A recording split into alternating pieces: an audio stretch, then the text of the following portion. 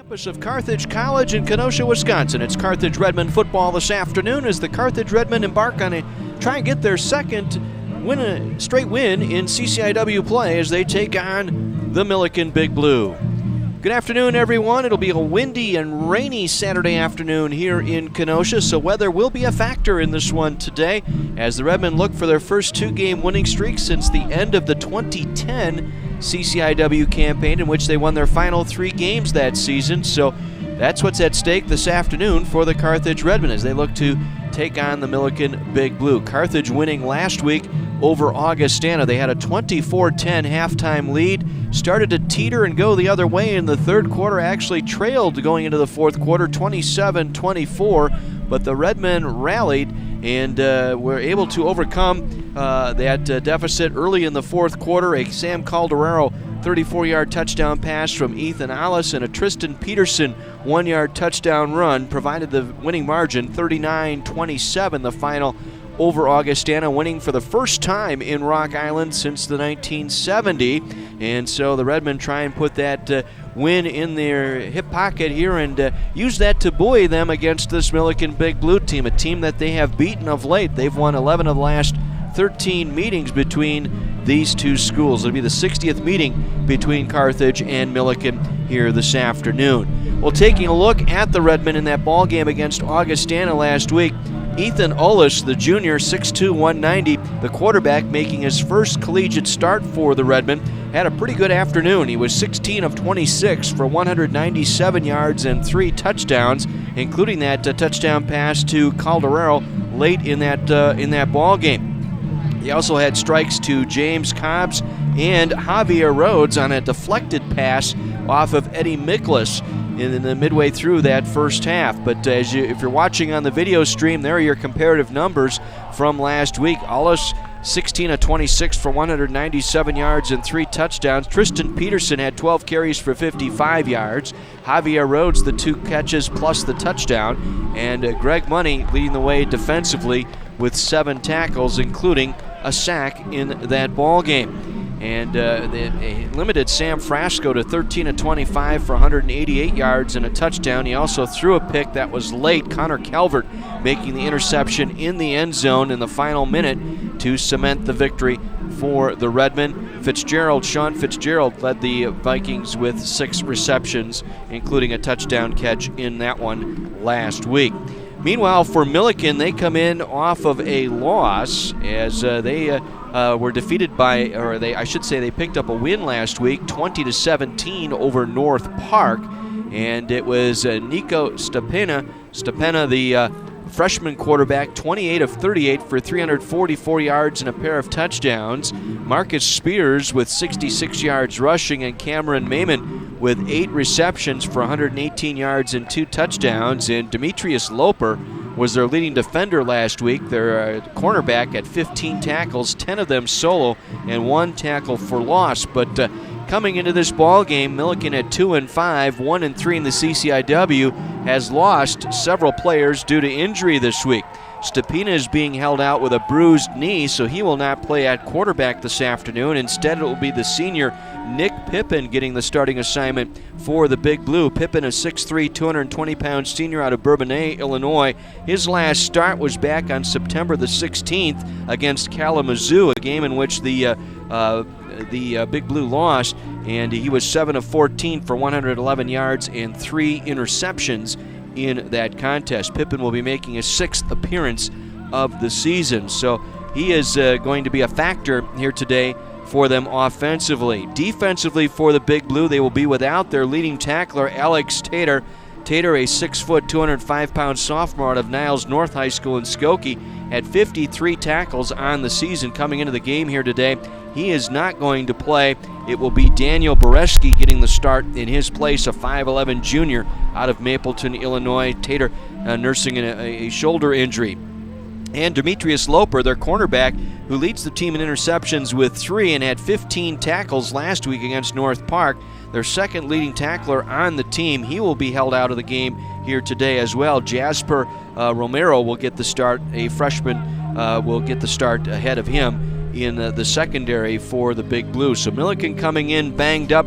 This is a team that does not run the ball very much. They're 7th in the conference in rushing overall, averaging 84 yards per game. They are averaging 219 yards throwing the football and scoring only 19 points per game. That's also 7th in the league. So they have struggled offensively throughout much of the season, and it doesn't help defensively when you're 7th in scoring defense and 8th against the rush, giving up 190 yards plus on defense against the run on a day-to-day that should favor the Redmen running the football, as Carthage comes into this contest averaging 183 yards on the ground this year.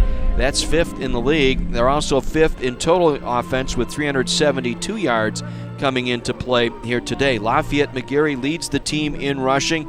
He's had an outstanding freshman season out of Chicago, Illinois in the Hope Academy. Lafayette McGarry with 414 yards, a pair of touchdowns, a long of 64, and also averaging almost 6 yards per carry this season for the Redmen. He has had an outstanding year. London Townsend continues to play well as the 5'10 junior out of Milwaukee, Wisconsin Lutheran High School, 344 yards, a pair of touchdowns, and averaging 5.6 per game. So that will be the key offensively. The Redmen will still be without Marcus Hines for at least one more week. Hines, the wide receiver out of Green Bay, had come down with a case of mononucleosis a couple of weeks ago, and he's been cleared to get back into contact starting next week. So we hope to have him back next week as well. Also of note on the offense, the offensive line has done an outstanding job this year for the Redmen. They've remained healthy. All 5 starters remain in the starting lineup, and this is a team that has only allowed 9 sacks in the first 7 weeks of the season. That's good for number 2 overall in the CCIW as far as sacks allowed. Meanwhile, defensively for the Redmen, they continue to shine. That 4-3 alignment has been outstanding, particularly the 4 down linemen. They have had an outstanding year. Terrence Allen, the senior out of Downers Grove South, 7 sacks, among the league leaders in sacks this season.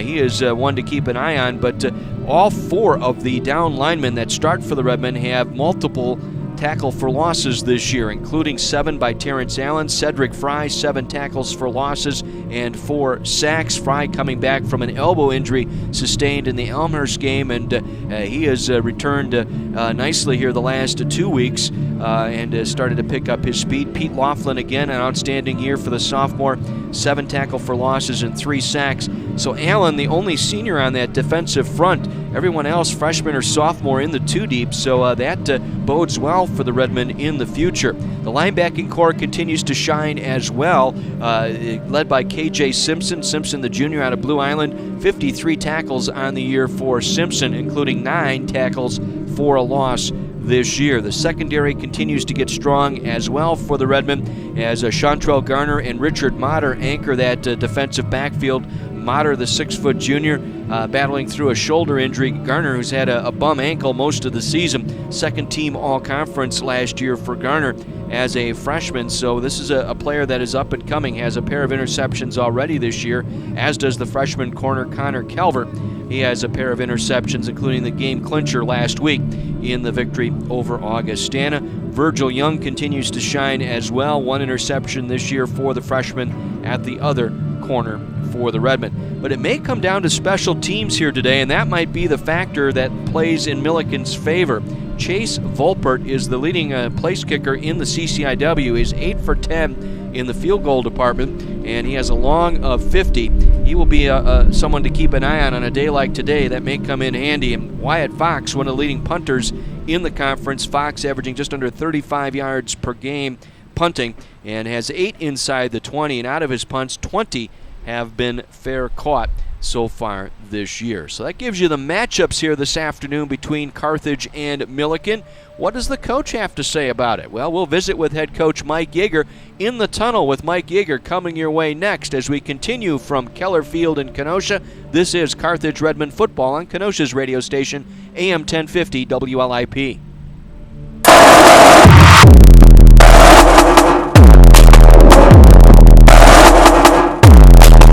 The philosophy of the football program is win the day, which is excelling to be your best in all areas every single day. We're dream makers. leaders here. We fulfill dreams academically, athletically, and as a whole person. We have some of the best athletes. We have some of the best teams, and probably have some of the best Division III athletic facilities in the country. All of this is trying to help students overcome challenges, to help them prepare for those challenges that are going to face them the rest of their lives. First and foremost, that they take their academics really serious. They're competitive people, and that they love football. If they are about those three things, they'll have a great experience at Carthage. It's really intense, all the workouts that we do, and it's all for a reason, preparing you for your life ahead after school. My goals are that they become the best football player that they can become on the field, off the field academically. I want them to graduate in 4 years and go on to be successful in whatever endeavor they try to go into. Come in ready, mentally and physically. You show up ready and prepared, then you know that you're ready to play. They know you're ready to play, and then you'll eventually get the chance you deserve.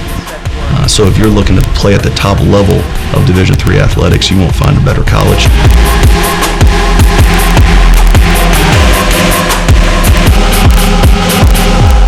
Stunned you a little bit that hadn't been a victory in Rock Island since the late 60s.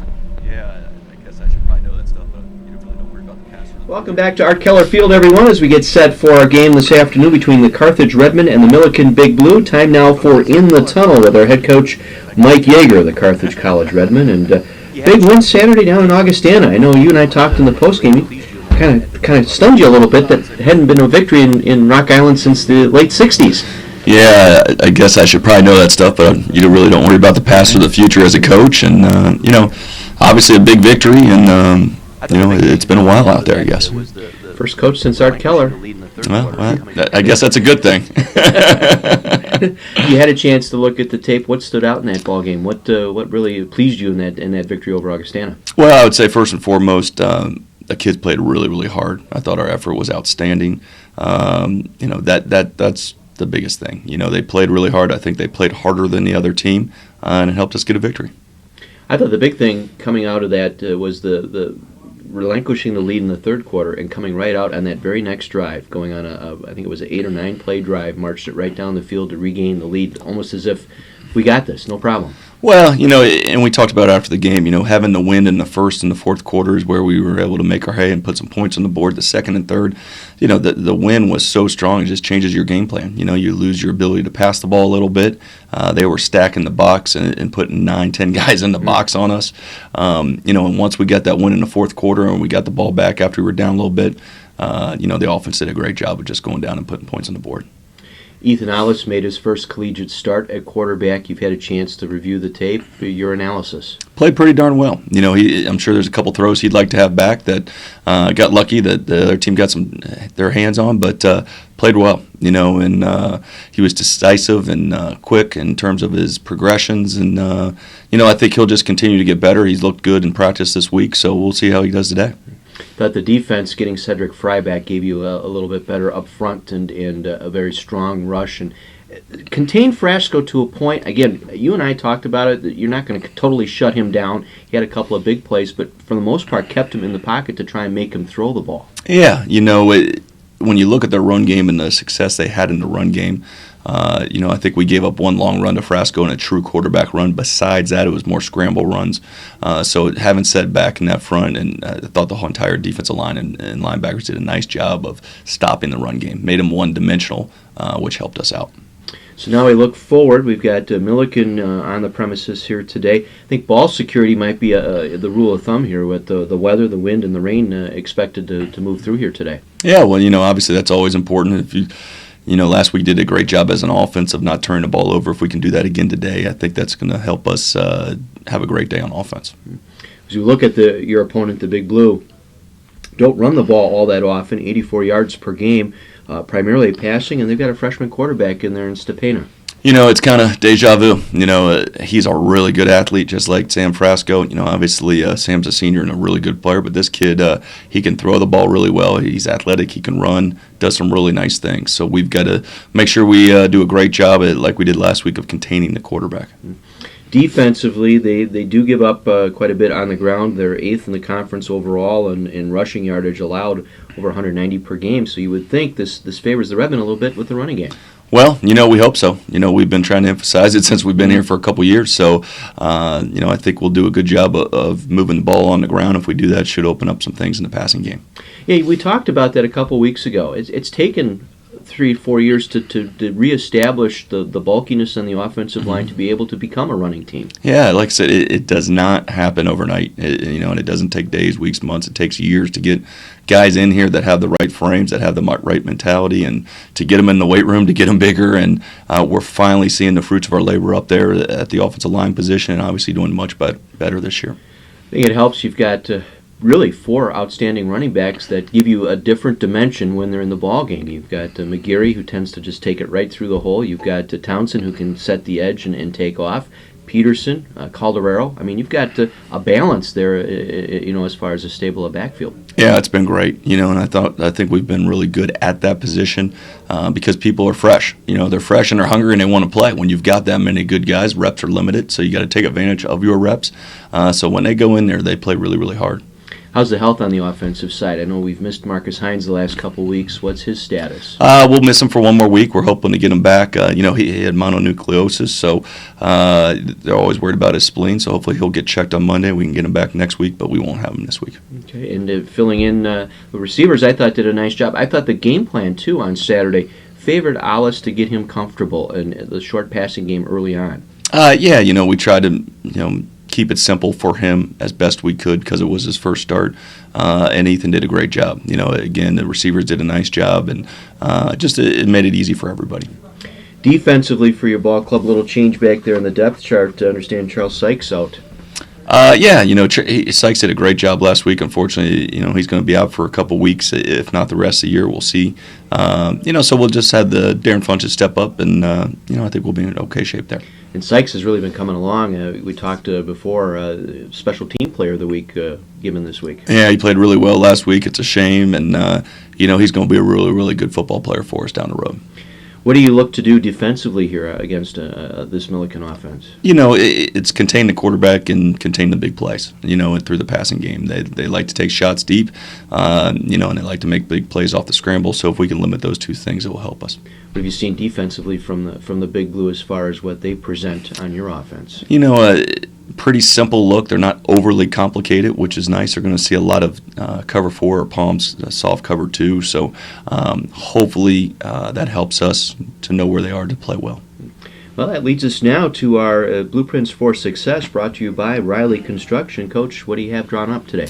On offense, again, starting with establishing the run. If we can establish the run and open up the passing game and hold on to the ball, not turn it over, we'll have great success. On defense, it's just a matter of containing that quarterback and not giving up the big play. So very, very similar to last week. And if we do those things, we'll have a really, really nice day. The Blueprints for Success brought to you by Riley Construction, celebrating 50 years of quality construction. Let them handle your construction needs. A proud sponsor and partner of Carthage College Athletics. Mike, let's go get him. Thanks, appreciate it. Mike Yeager, head football coach for the Carthage College Redmen, joining us in the tunnel as we get set for Carthage and Millikin this afternoon. First of 2 straight at Keller Field. We'll have the starting lineups and the kickoff for you right after this.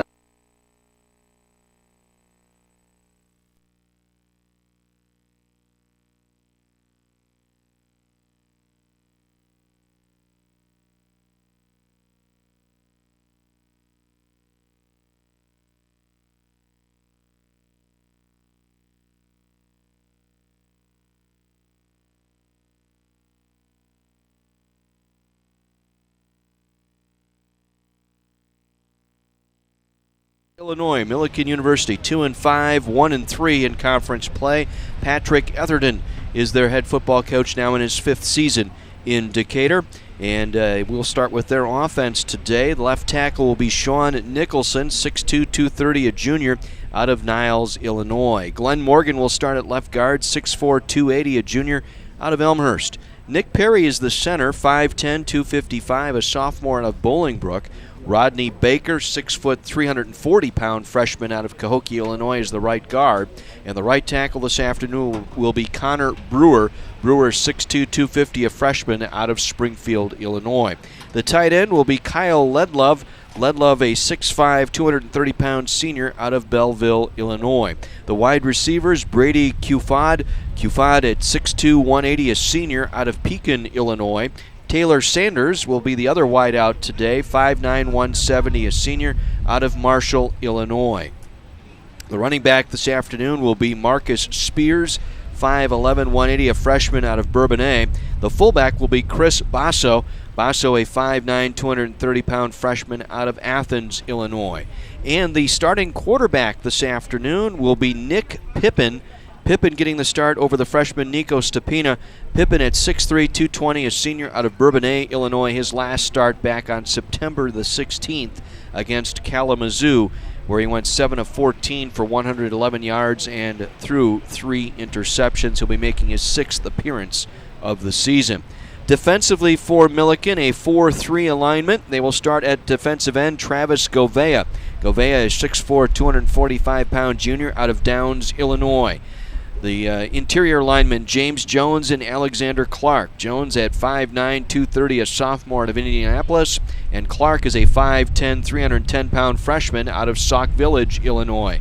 The other starting defensive end will be Adam Rosner. Rosner, 6'3", 240, a senior from Frankfort, Illinois. Linebacking core, they will be without Alex Tater, their sophomore leader in tackles. So it'll be Jake Gates at 6 foot 190 senior out of Mattoon, Illinois. Torin Geary, a 6 foot 230-pound senior out of Kankakee, and Daniel Boreski, 5'11", 200-pound junior out of Mapleton, Illinois. Boreski starting in place of Tater this afternoon. At the secondary, it'll be Kajon Jennings, a 6'2", 185-pound freshman out of O'Fallon. Kyle McMahon will be the starting safety, 5'9", 170, a sophomore out of Orland Park, Illinois, a transfer out of Aurora University. And Chase Robbins will be the other safety today, 6'2", 200 senior out of Normal, Illinois. And the starting corner, in place of Demetrius Loper, it will be Jasper Romero, a 5'10 freshman out of Bloomington, Illinois.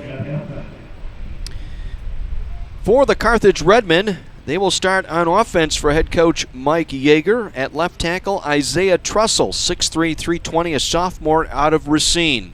Jacob Alton will be the left guard, 5'11", 260, a senior from Loveland, Ohio. Joe Godlewski will start at center, 6 foot 260, a sophomore from Indianapolis. Kevin Blank at right guard, 6 foot 265, a senior from Neenah.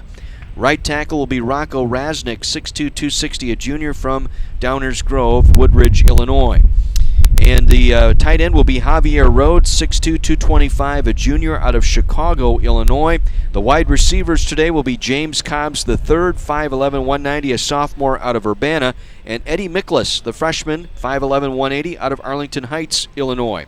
The running tandem today, it'll be the fullback Mark Clark, 5'7", 227, a senior, and Lafayette McGarry, a 5'7", 175-pound freshman out of Chicago, Illinois. And the starting quarterback making his second straight start for the Redmen today will be Ethan Olis. Olis, a 6'2", 190-pound junior out of Palatine, Illinois. For the defense for the Redmen, a 4-3 alignment. On the ends, it'll be Terrence Allen, 6'4", 230, a senior, leads the team in sacks with 7. Pete Laughlin, the other defensive end, 6'2", 225, a sophomore from Oswego, Illinois. And the interior linemen will be Patrick Pervin and Cedric Fry. Pervin, a 6'4", 250-pound sophomore. He prepped at Grant Community High School. Cedric Fry at 6'1", a 295-pound freshman out of Urbana, Illinois. Back for his second straight game. He missed the game against North Central with an elbow injury. The linebackers will be Rocco Zaccaro, 5'10", 195, a senior out of Addison. Greg Money, out of a 5'11", 215-pound junior out of Palatine. And K.J. Simpson, who leads the team in tackles. Simpson, 6'1", 215, a junior out of Blue Island, Illinois. The secondary today will feature Virgil Young at corner, a 5'9", 160-pound freshman out of Lake Bluff, Illinois. The other corner will be Connor Calvert, 5'8", 185, a freshman from Caledonia, Michigan, has a pair of interceptions on the year. The safeties will be Richard Motter, 6'1", 180, a junior from Dayton, and Chantrell Garner, 5'11", 185, out of Milwaukee, Wisconsin Lutheran High School. He has a pair of interceptions on the season as well. That is your starting lineups this afternoon. Weather forecast not very promising. We've got showers moving through the Kenosha area right now. Temperature at 47 degrees with a wind out of the southeast at 15 miles per hour. So that is presenting for a very raw afternoon here for the Redmen and the Big Blue. Captains ready to take the field for the coin toss this afternoon. Leading them out are the captains Ethan Ollis, along with Jacob Alton, Greg Money, and Chantrell Garner for the Redmen. And for the Big Blue out there, it is Kyle Ledlove, their tight end, as one of the captains today. Also out there is Adam Rosner, the defensive end. And their Taylor Sanders, their wide receiver, also out there as one of the captains for today's game.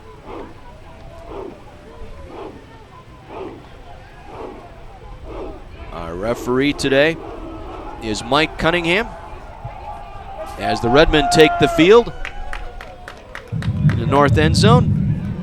Here's Mike Cunningham with our coin toss. Tails is the call.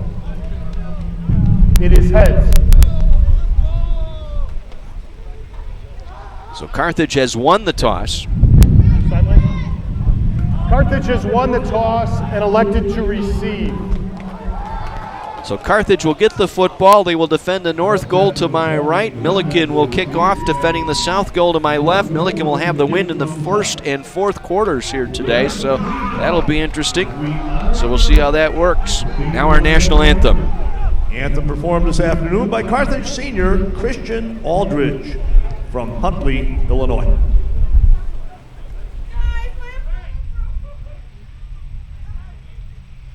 Oh, say, can you see by the dawn's early light what so proudly we hailed at the twilight's last gleaming, whose broad stripes and bright stars through the perilous fight o'er the ramparts we watched were so gallantly streaming, and the rockets' red glare, the bombs bursting in air, gave proof through the night that our flag was still there. Oh, say does that star-spangled banner yet wave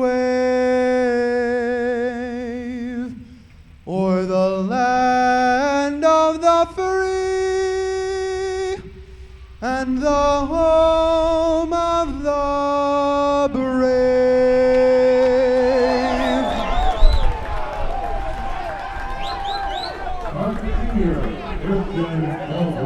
Christian Aldridge with our national anthem this afternoon from a windy and rainy Keller Field in Kenosha. Glad you're along today along the stream at WLIP.com, along the video stream at Carthage.edu. Glad to have you with us this afternoon. Redmen winning the toss. They will receive to get the football, to get things started here this afternoon. Carthage decked out in the red jerseys, red pants, the white numerals, red helmets. Millikin white jerseys, white pants, blue numerals, white helmet with the blue lettering.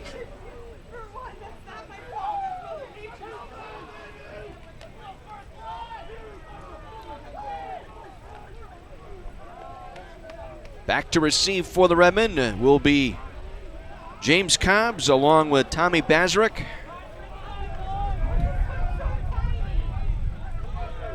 Set to kick it off for the Big Blue will be Chase Volpert.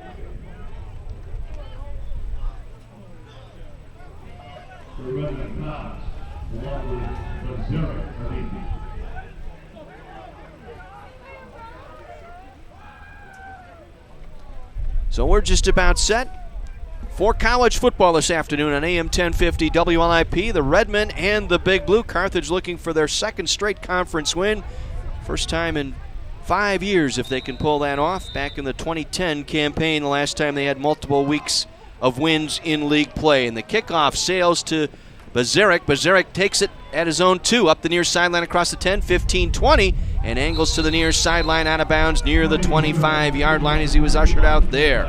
Taking him out of bounds was Ben Quattrone, the reserve wide receiver playing special teams for the Big Blue. They will mark him out at the 25, and that's where the Redmen will start here this afternoon.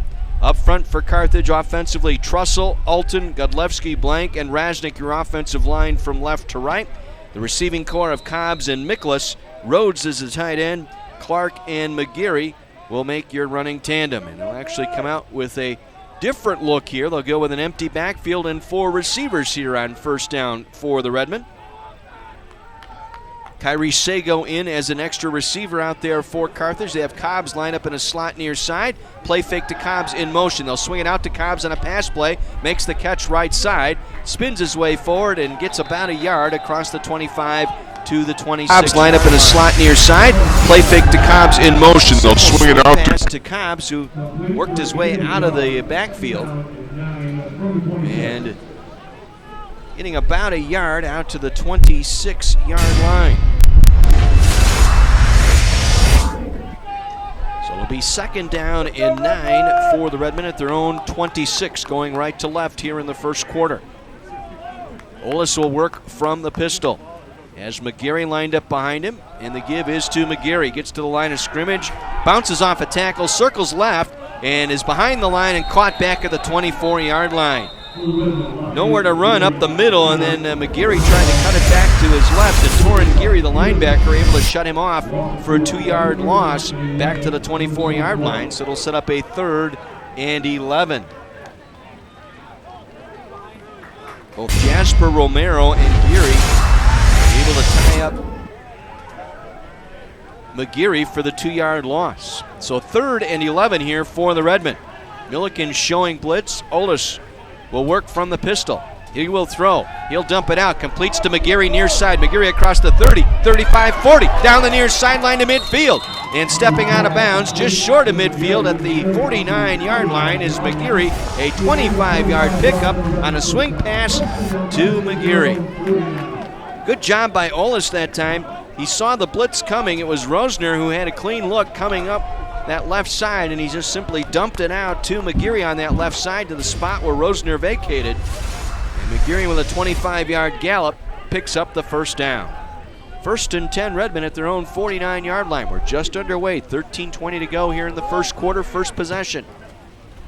Olis will hand it off. McGeary again trying to get the edge on the right side. Going to be wrapped up at the line of scrimmage. May have gotten a yard.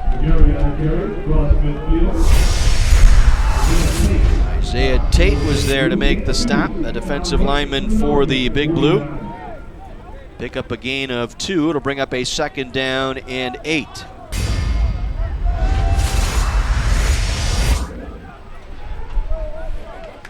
Bring Bazarek in as a slot here to the left side along with Miklas. Cobbs, the single receiver, split out to the right. They'll roll Javier Rhodes, the tight end, over to the left side of the formation.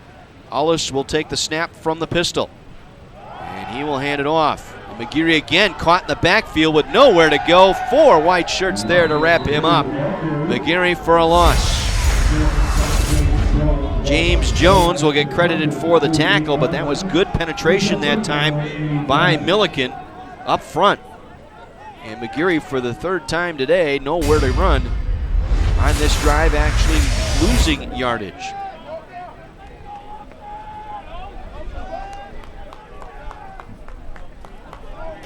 So another key 3rd down, 3rd and 11 once again for the Redmen. This time the ball at their own 48-yard line. Bazarek will line up in a slot here to the near side along with Miklas. Cobb split to the right. Olis has time, looks to throw. It comes out too strong and incomplete. They're looking for Cobbs down the far sideline. It was thrown behind him. And well, incomplete, so the drive stalls at midfield. So Fred McCann, the junior out of Union Grove High School, will come in to do the punting for the Redmen. He has struggled the last couple of weeks. See if he can get back into form. He'll be punting into the wind here. Gets this one a knuckling punt that will bounce inside the 25, and Millikin will let it roll inside the 20. It will roll dead at the Millikin 17-yard line. So a 35-yard punt, no return, and that will give Millikin the football at their own 17-yard line with 11 and a half minutes to go here in our first quarter, a scoreless first quarter here in Kenosha. So it'll be Nick Pippin, the senior at quarterback, getting the start over the freshman Nico Stepina. Pippin set all kinds of records last year for attempts and pass completions. He threw for almost 1,900 yards last year and 14 touchdowns. He'll work from the pistol, and he will hand it off. And first man in, Patrick Ganley. Ganley out across the 17 to about the 18-yard line. Patrick Pervin was there to make the stop for the Redmen. A gain of 1. It'll bring up second down and 9. Ganley again in at tailback. Will work off the left hip of the quarterback, Pippin. And Ganley will get the call again, going up the middle across the 20 to the 22-yard line. Greg Money there to wrap him up. Got through the first wave. Actually fought his way through off a tackle that time by Cedric Fry. And Money able to nail him for a 4-yard pickup. It'll set up a 3rd and 5 at the 22-yard line. First possession for Millikin. 3rd and 5. They're 36% on third downs this year. That's 5th in conference. Pippin wants to throw. Looking near side, thrown into traffic, and it's nearly picked off, and it goes incomplete. 2 Carthage defenders there, Motter and Virgil Young, both converged on the football as that pass was intended for Brett Aldridge. And Motter is still on the turf. He had again been battling a sore shoulder. He is now back up and favoring that right arm once again.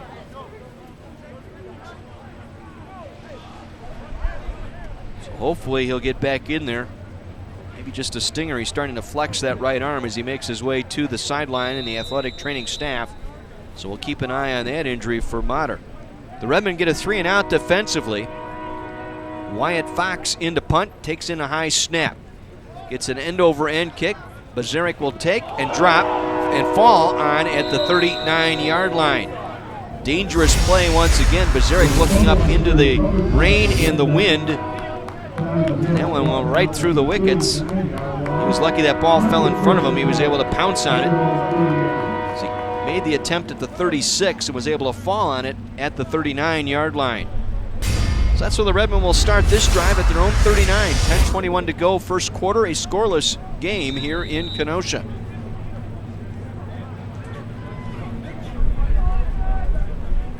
Ollis will work from the pistol. McGeary off his right hip in the backfield.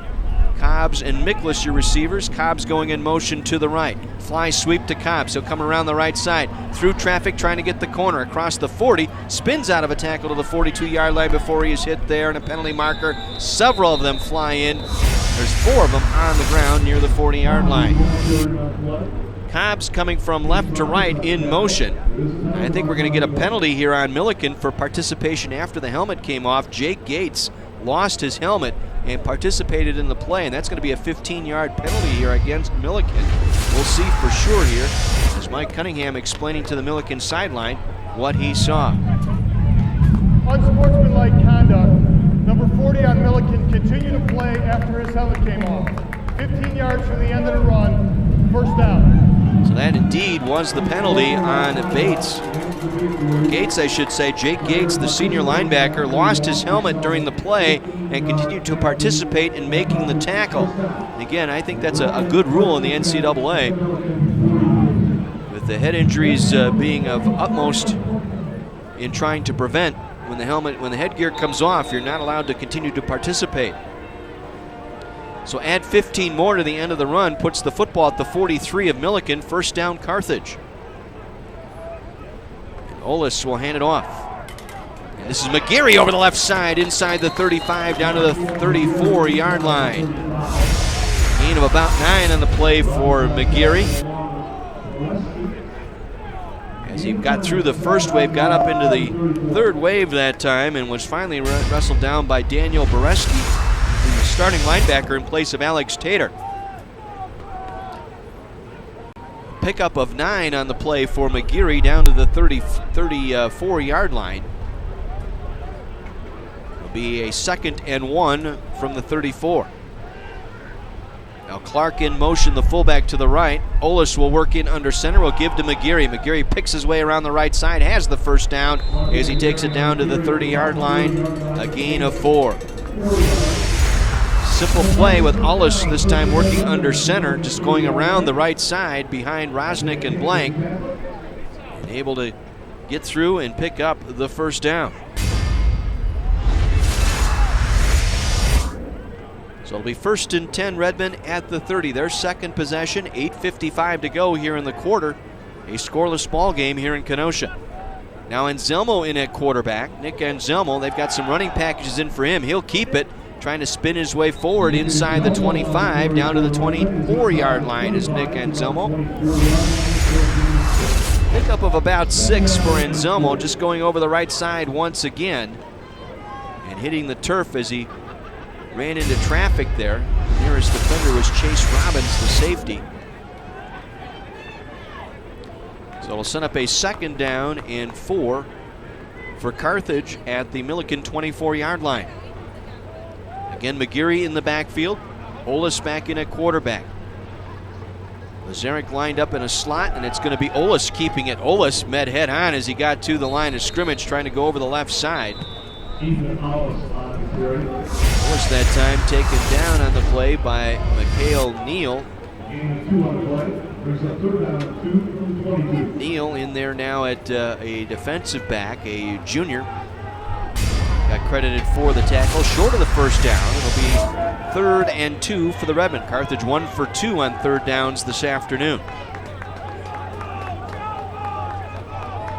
Anselmo back in, 3 receivers to the right. Clark, the fullback, in the backfield. And Anselmo's going to keep it. Steps out of a tackle, but can't make the second man miss as he's taken down short of the first down, trying to step over one defender, and then ran into Chase Robbins, the safety, who was able to get him to the turf. And it'll bring up a 4th and 2 for the Redmond here at the 22-yard line. Carthage will go for it here on 4th down. They're 16 of 28 this season, 57%. That's 3rd best in the CCIW. So 4th and 2, and the Redmond will go for it off the near hash mark. From the 22-yard line, Anselmo will keep it. Anselmo will run it. He'll get the first down and more inside the 20. Down to the 16-yard line, a 6-yard pickup for Anselmo. So the Redmond convert on 4th down, just running right up the right side. A great job once again by Kevin Blank, the right guard, able to turn his defender completely to the inside. Rasnick able to take the defensive end to the far side. That opened up a nice big hole for Anselmo to pick up the first down. 6:40 to go here in the quarter. Carthage into the red zone. They're 16 of 25 this season in red zone play, 15 of those touchdowns.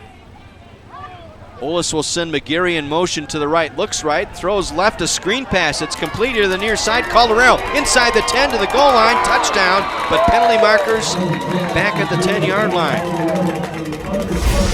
A little swing pass on a screen to Calderero. This may be coming back for a penalty here against the Redmond.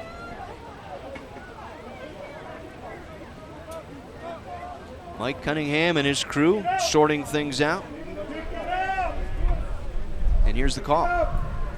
Personal foul, clipping, number 51 of the offense, 15-yard penalty from the spot of the foul, repeat 1st down. Joe Godlewski, the center, was pulling after he snapped that back to Olis. Was pulling to the left side. He was trying to get downfield to help Calderero out. Caught one of the linebackers with the block low and behind, and so the clipping call will move the football back to the 27-yard line. It'll be a 1st and 25. So take the points off the board because of the penalty. It's been something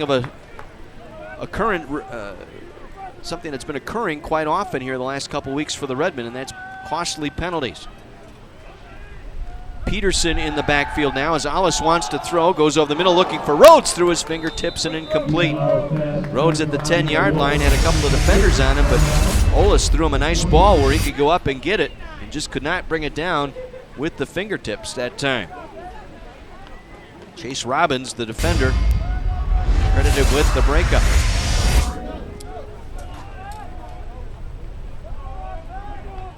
So 2nd and 25 here for the Redmen. 3 receivers to the right side.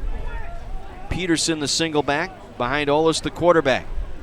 And Peterson will get the call. Peterson running up the left side. Peterson inside the 20 down to the 18-yard line. 9-yard run for Tristan Peterson going over the left side that time. Isaiah Tate was there once again for the Big Blue, reserve defensive lineman for Millikin.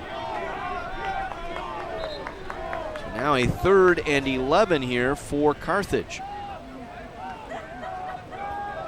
And the Redmen 1 for 3 on 3rd downs today. Converted on a 4th down already on this drive. Peterson, the single back. Bazarek lined up in a slot left side with Miklas, and Olis wants to throw. The hitch and go. Looking for the receiver. Caught Bazarek. Touchdown, Carthage. Little hitch and go that time to Bazarek. Tommy Bazarek. His 2nd touchdown reception of the year. This one from 18 yards out. And Olis with his 4th touchdown pass in 2 weeks. And the Redmen take the early lead. Just a hitch and go. Olis with the little hitch up, and then that allowed Bazarek to circle around and come back to the outside, made the catch inside the 10, and raced it into the end zone for the score. Unland for the extra point, and it is up, and it is no good. Said it was wide left, so it remains a 6-0 ball game in favor of the Redmen with 5.5 minutes to go here in our first quarter. So an 11-play, 61-yard drive that took nearly 5 minutes. They converted on a 4th down, also aided by a 15-yard penalty on Millikin. And Carthage overcomes a 15-yard clipping call against them. It took an original touchdown off the board, and Carthage gets the early score here to take the early 6-0 lead.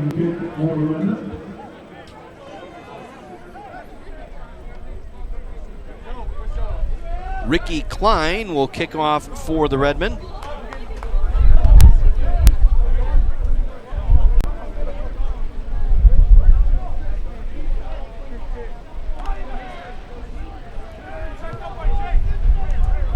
Kyle McMahon, one of the deep men for Millikin.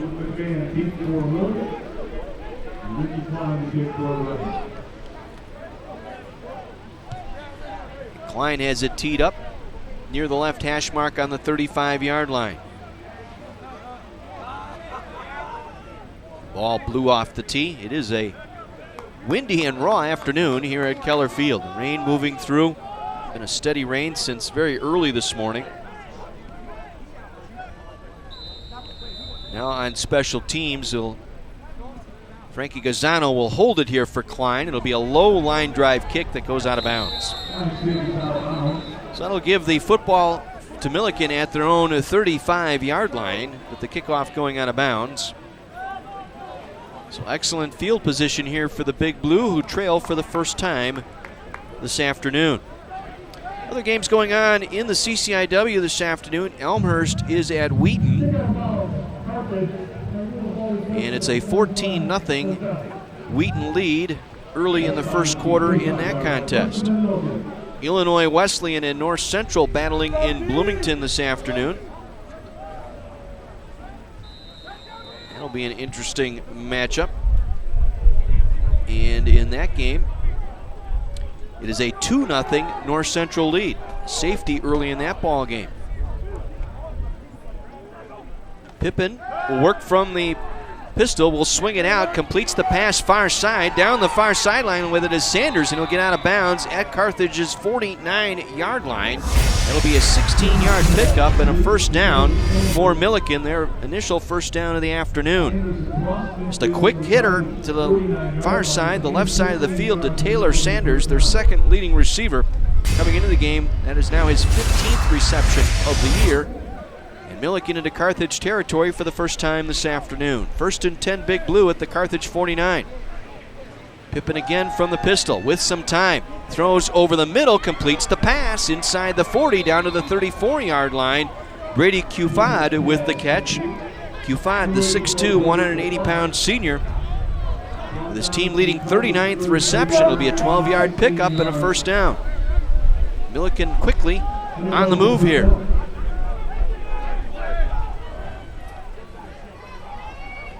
The senior Pippen at quarterback threw for almost 1,900 yards a year ago. Has 3 receivers to the left, 2 of them stacked. Now they'll change up. And it's a play fake. They go back over the middle. Pass is broken up. Incomplete, looking for Sanders. Nice play by the defensive back for the Redmen, who jumped in there. That was Moaso Bumba. Bumba, who's seen some more and more playing time each and every week, the freshman, coming up big there with the deflection to take that one away. That could have been a touchdown to Taylor Sanders.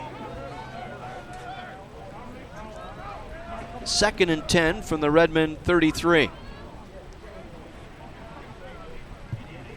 Pippen will change the play. He'll roll the tight end over to the far side. That's actually the fullback, Basso. And they'll hand it off. And they'll try and run it up the middle inside the 30. Down to the Redmen 27-yard line is Ganley. Be short of the first down. It'll bring up a 3rd and 4 here for the Big Blue at the Carthage 17-yard line. Or I'd make it 27-yard line.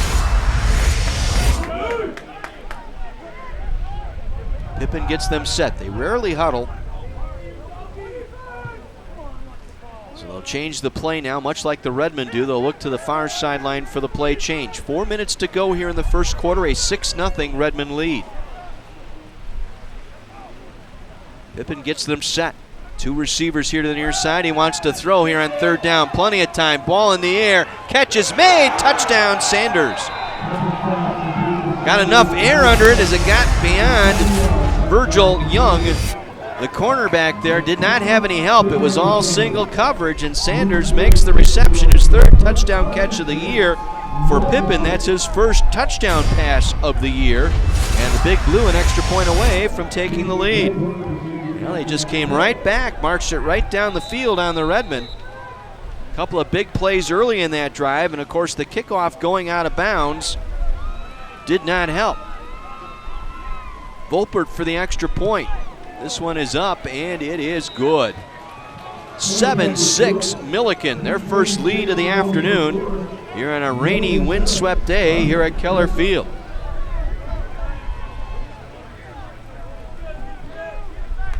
So the 27-yard pass caps off a 5-play, 65-yard drive in a snappy minute and 46. And Millikin with the early lead now at 7-6 Big Blue with 3:46 to go here in our first quarter.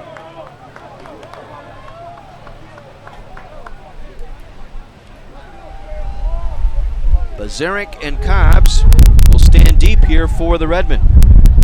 Hear that wind whipping through here on our crowd mic this afternoon. It is a brutally raw afternoon here on Kenosha's lakefront.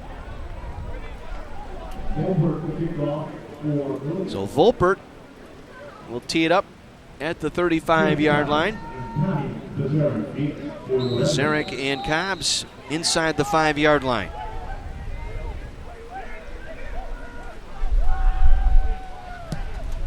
Volpert, a high end-over-end kick. Bazarek will bobble and drop in the end zone. He'll take a knee. Carthage will get the football at the 25-yard line. So let's see what the Redmen do here in response to Millikin. Carthage went on an 11-play, 61-yard drive to take the lead, but then Millikin came right back, a 5-play, 65-yard drive to reclaim the lead at 7-6.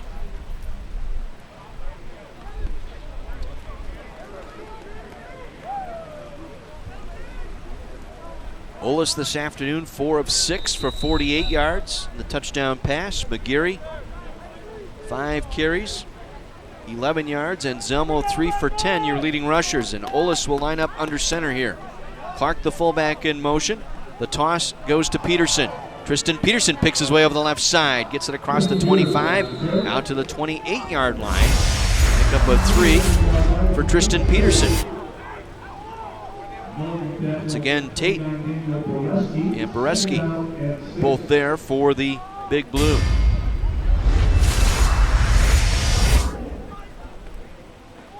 So a pickup of 4, 2nd down and 6 for Carthage at their own 29-yard line. Olis will work from the pistol. 3 receivers to the right. Zarek in motion. They'll give to Peterson, and Peterson again works his way over the right side, moving the pile forward across the 35 for the first down. 6-yard pickup and a first down for the Redmen. A strong run by Tristan Peterson, taking 4 Millikin players with him for a ride. First and 10 Redmen at their own 36. 2:50 to play first quarter. Millikin leading 7-6. Peterson the single back. Rhodes the tight end now goes in motion to the right. Peterson will get the call again. Just lowers his head, goes over the right side. May have gotten a yard. That's about it that time for Peterson. The bottom of that pile for the Big Blue. Rodney Baker. Big kid, 6 foot 340. So gain of 1, 2nd down 9.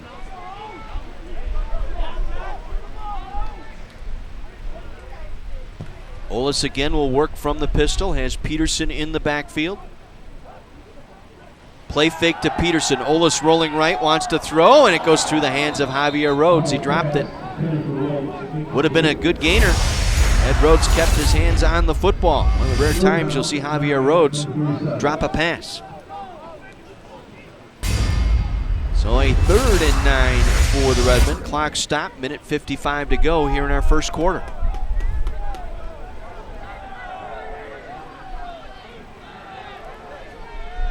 Bazarek and Cobbs will line up here to the left side, the near side.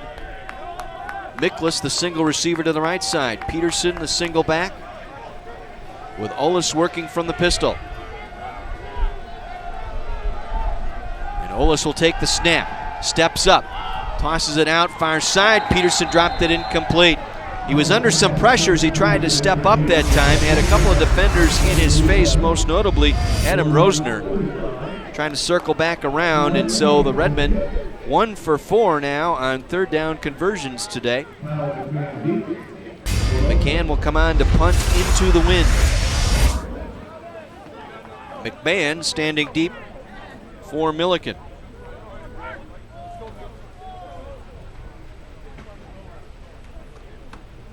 McCann just got that one away. It was nearly blocked. Again, it will bounce and roll. It will roll to the 41-yard line. A very short punt into the wind. Just a 22-yard punt that time for McCann with no roll. And so Millikin, again, excellent field position on their 3rd drive today. This time starting at their own 41-yard line with a minute 39 to go. Big Blue leading by a score of 7-6.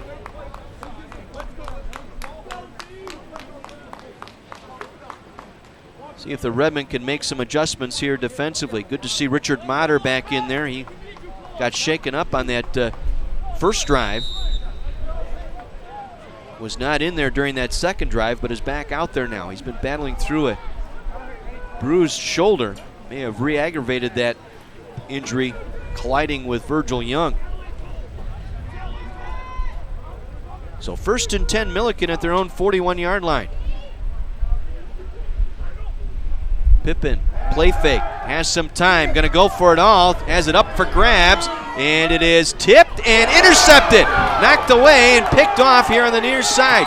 Coming away with it is Connor Calvert, his 3rd interception of the year for Calvert, returning it back to the Carthage 32-yard line. Pippin was going for the home run that time as he had some pressure. It was Virgil Young that tipped it away. Him and Motter both there on the intended receiver, and Connor Calvert able to pick it off and return it back to the 30-yard line. So Calvert, his third interception of the year, amongst the leaders now in the CCIW in interceptions.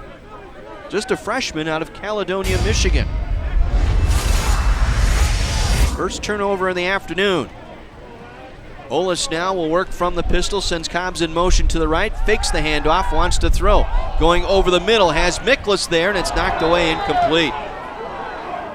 Crowd wanting a flag that time, but it was good defensive coverage by Jasper Romero, getting a start over Demetrius Loper over there on that right corner.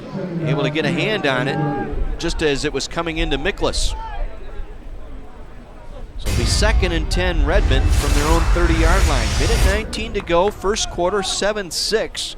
Millikin with the 1-point lead.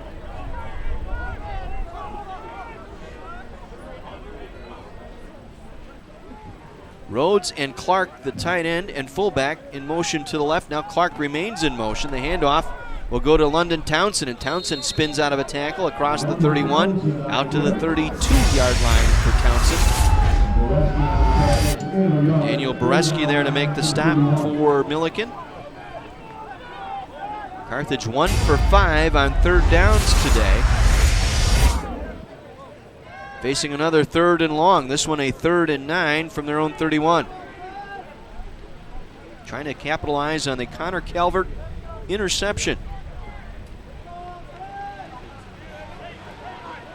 Olis will work from the pistol once again. Has Townsend to his right.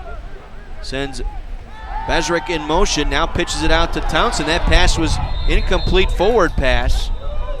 There's a little delay by the official, waving off as an incomplete pass. And so the Redmen now 1 for 6 on third downs today. We'll have to punt it away into the wind. Not so sure I would have gone with perhaps a running play there. Even if you don't pick up the first down, you run out the clock, or at least force Millikin to take a timeout to make you punt into the wind here with 32 seconds left. So McCann on to punt. High snap. Gets it down and it's blocked. Second punt block of the year, recovered by the Big Blue at the Carthage 17-yard line. There again, mistakes on special teams. Chase Robbins able to recover the loose ball for the Big Blue. Neal got the block.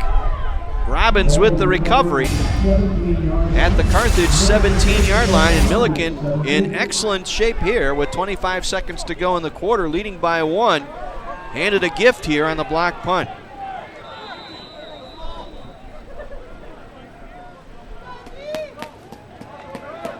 So each team with a turnover. Now let's see what the Redmen can do here. Pippin will lead his offense back out.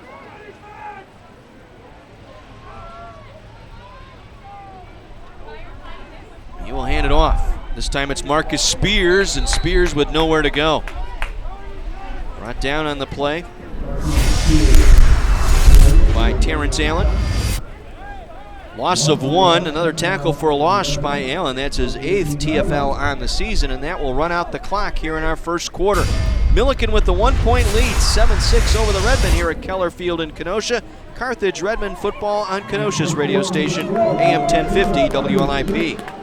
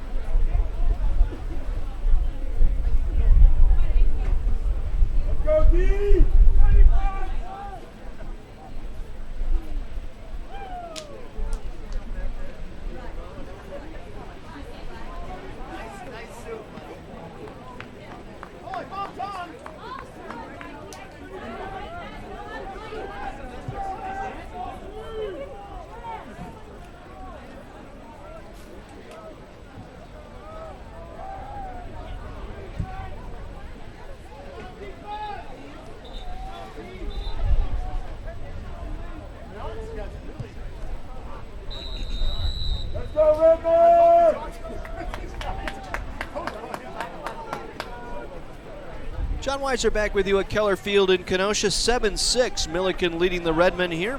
As we begin quarter number 2, Millikin with a 2nd down and 10 from the Redmen 17 after recovering a blocked punt. Second time this season McCann has had a punt block. Pippen with the play fake, now tosses it out far side and it's incomplete. Looking for Kufad that time on that far side. Trying to run off Calvert, the corner on that right side. Pass was thrown behind. Good pressure put on up front by Cedric Fry. So 3rd and 10 from the 17. Pippen will have a single back and Ganley in the backfield. Slot receiver to the left side. And it's Cameron Maiman. Maiman over 100 yards receiving last week against North Park. Pippen wants to throw here on 3rd down. Going to the back corner. Ball is in the air and it is caught. Touchdown Millikin. Right in front of Connor Calvert. Kufad with the catch and Millikin adds to their lead now 13-6. So early here in the second quarter, the Redmen find themselves down a touchdown. Beautifully thrown ball by Pippen, his 2nd touchdown pass today, this time to Kufad. For Kufad, that's his 3rd touchdown reception of the year.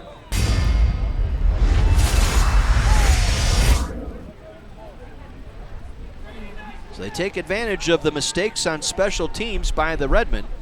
Volpert for the kick and the extra point. It is up and good. 14-6. Millikin 14 unanswered by the Big Blue. So Carthage struggling here. Struggling on 3rd down. 2 of 6 this afternoon. Dominating time of possession, but Millikin taking advantage of short fields. Kickoffs going out of bounds. A block punt. And they lead it by a score of 14-6. Watch the ball!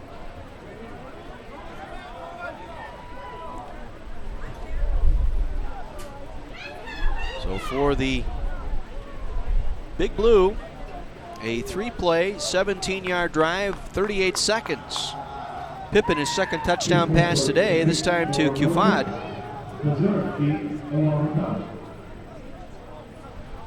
So Pippen, 2 touchdowns and 5 interceptions on the season. In place of their freshman quarterback, Nico Stepena.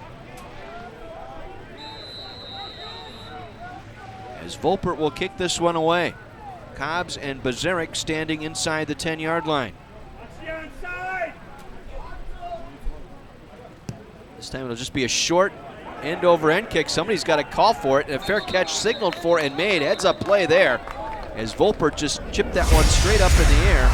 It was brought down by one of the short men on the far side of the field for Carthage. I think it was Ricardo Mancia who made the fair catch at the 38-yard line. Nice job by Mancia to get underneath that and make a fair catch. He's a teammate of Lafayette McGarry at the Hope Academy down in Chicago.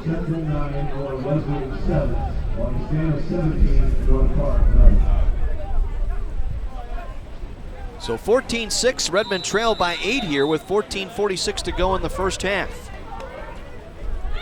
Carthage struggling on offense here this afternoon. London Townsend will take the field as the tailback here. Olis will work from the pistol as Cobbs to his left. Miklas split out here to the right. And they'll give it to Townsend, running left, has a convoy. Townsend, big hole across 50, 45, 40 down the far sideline, and ushered out of bounds at the Millikin 37-yard line. London Townsend, the first big rip of the afternoon for the Redmen offense, going over the left side. And they mark him out at the Millikin 37-yard line. There to run him out was the defensive back for Millikin, Michael Neal.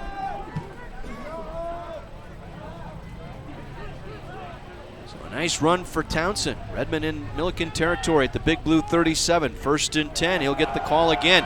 Townsend, a big hole up the middle. Spins his way inside the 25 down to the 24-yard line. 14-yard run for London Townsend again. So now the offense starting to click here. Big holes on the last 2 plays for the Redmen and London Townsend. Now Nick and Zelmo will come in at quarterback here on a 1st and 10 from the Big Blue 25-yard line.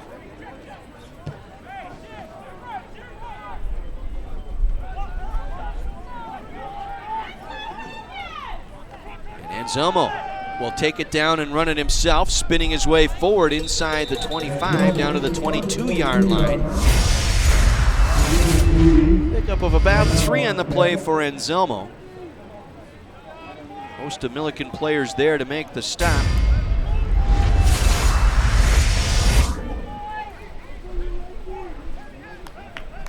Olis back out there now along with Townsend. Townsend with that 25-yard run. Set them up here in the Millikin territory. Early in the second quarter, Carthage trailing 14-6, but on the move here. Olis will work under center. Townsend the single back. Clark the fullback in motion to the right. And they'll give it to Townsend. He'll try and run left. Gets the edge. Townsend inside the 20 and pulled down at the 17-yard line. 5-yard pickup once again for London Townsend. Chase Robbins there to make the stop. Robbins, former basketballer for the Big Blue at 6'2", 200-pound senior out of Normal, Illinois. So 3rd and short here for the Redmen. Carthage 2 for 6 on 3rd downs today. And Zelmo back in. He'll have an empty backfield with 3 receivers. Fullback Clark in a wing, and Cobbs in motion now to the left. And they'll fake to Cobbs. It'll be Anselmo coming back to the right side, and Anselmo will get the first down. Inside the 15, down to the 13-yard line. Little swipe action that time by Anselmo.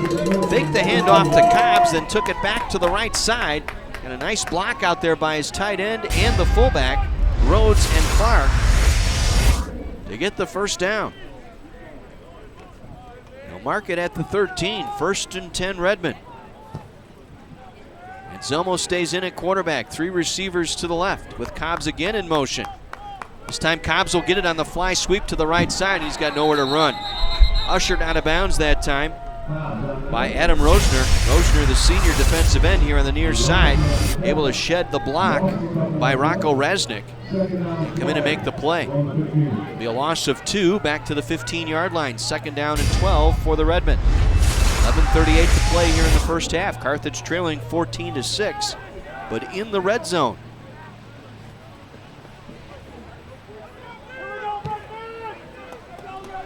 Townsend, the single back, lined up behind Olis. Javier Rhodes, the tight end in motion, lines up left side. Play fake to Townsend. They'll put it up in the air, complete the pass. Miklas with the catch inside the 5. Touchdown, Redmen. Eddie Miklas with the catch and then dragged 2 defenders into the end zone with him. And Carthage, a 2-point conversion away from tying this one up. Let's see if they chase the 2 or they go for the 1. They will go for 1. Unland will come in.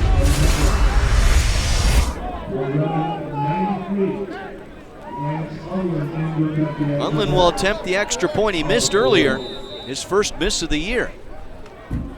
Olis on the hold. Good snap, ball down, kick is away, and it is good. Redmen back to within 1 at 14-13. As Olis, his 5th touchdown pass in 2 weeks, this time going to Eddie Miklas. Miklas, his first touchdown reception of the year. And again, that whole drive got off to a great start. The 25-yard run by London Townsend on the first play from scrimmage got them going. 7 plays, 62 yards in just over 3.5 minutes. Miklas, the 15-yard touchdown reception. And Carthage back to within 1.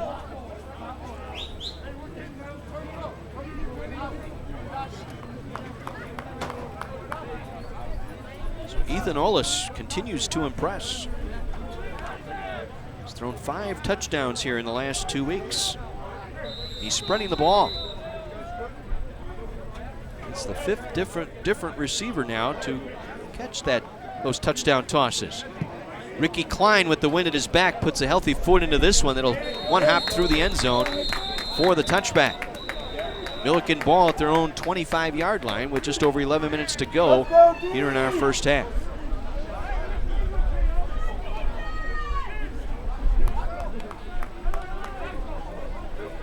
Couple of scores to report for you.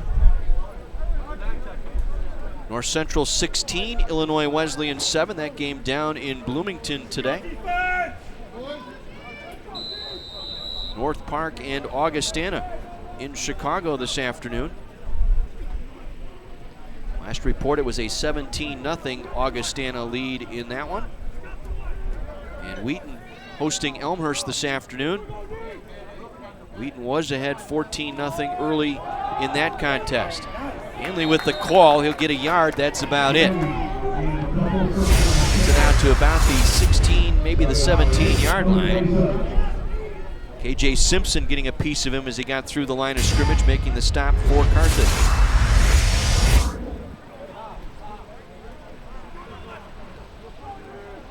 So second down, we'll call it 8 here for Millikin at their own 27-yard line. Pippin will work from the gun.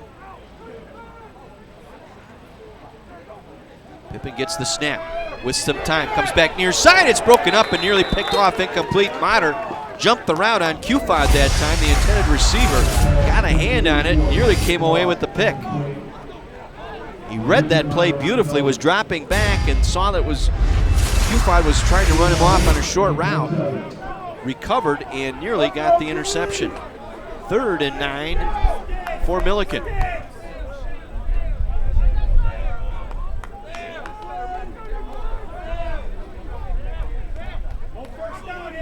Two receivers to the right, single receiver left. Single back in the backfield for Pippin. 4-man rush. Pippin with time over the middle, has a man there, makes the catch across the 45 to the 47-yard line. A 20-yard pickup and a first down. Maiman with his first catch this afternoon. Cameron Maiman, the 5'11 sophomore. And Millikin converts on 3rd and long.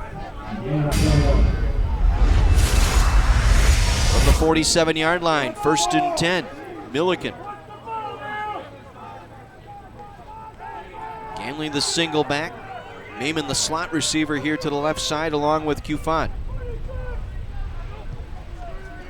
Ganley trying to come around the right side, going to be cut off there, gets back to the line of scrimmage, and that's about it.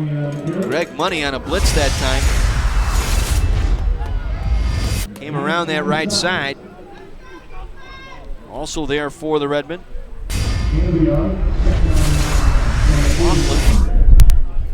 Gansky. Gain of 1, 2nd down and 9. All at the 48-yard line.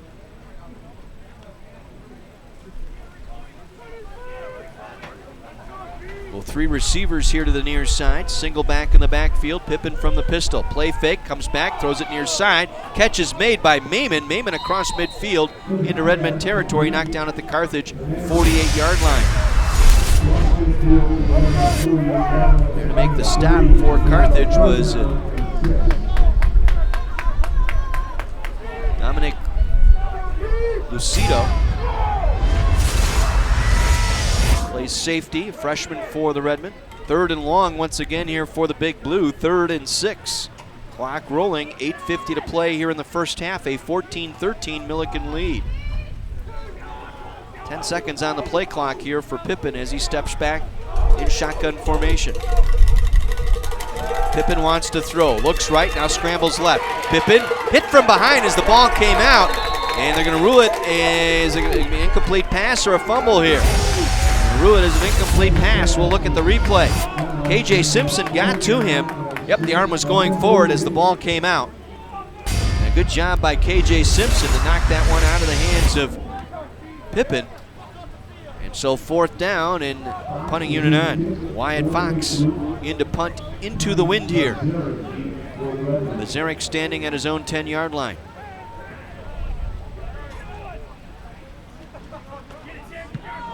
Get this one away.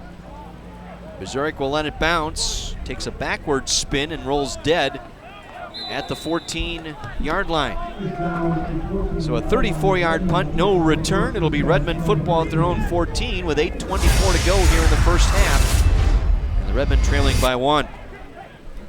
Interesting story about Bazarek, Tommy Bazarek. His family, growing up in Chicago, lived next door to the Jurkovic house. growing up. Bosco Jerkovic's family growing up in Chicago, so they were neighbors. His dad and Bosco growing up roughly in the same area, just down the street from each other.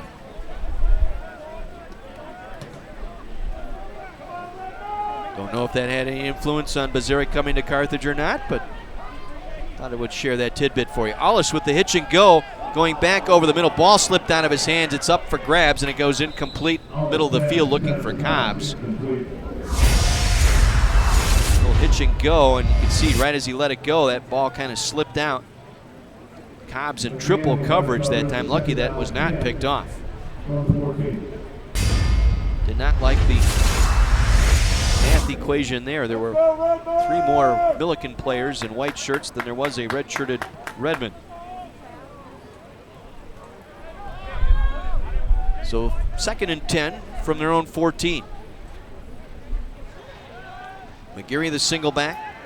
Cobbs comes in motion. They'll give it to McGarry, trying to get the corner on the left side. Lafayette McGarry breaking a tackle across the 15. Makes it out to about the 17-yard line for a gain of 3. And on the stop here.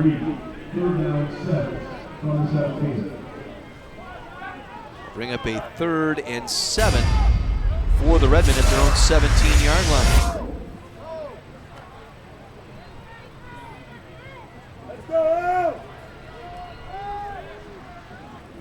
Ollis looking to the sideline for the play. McGarry lined up to his left. Bazaric in a slot right side with Miklas. Ollis wants to throw. Back over the middle. Caught by Bazaric. First down across the 29 to the 30-yard line. Be a gain of 13 for Bazaric and a first down for the Redmen. 3rd conversion on 3rd down this afternoon. Bazaric just settled in the zone that time. Behind the linebacker, Jake Gates, and in front of the secondary, able to make that catch for the first down.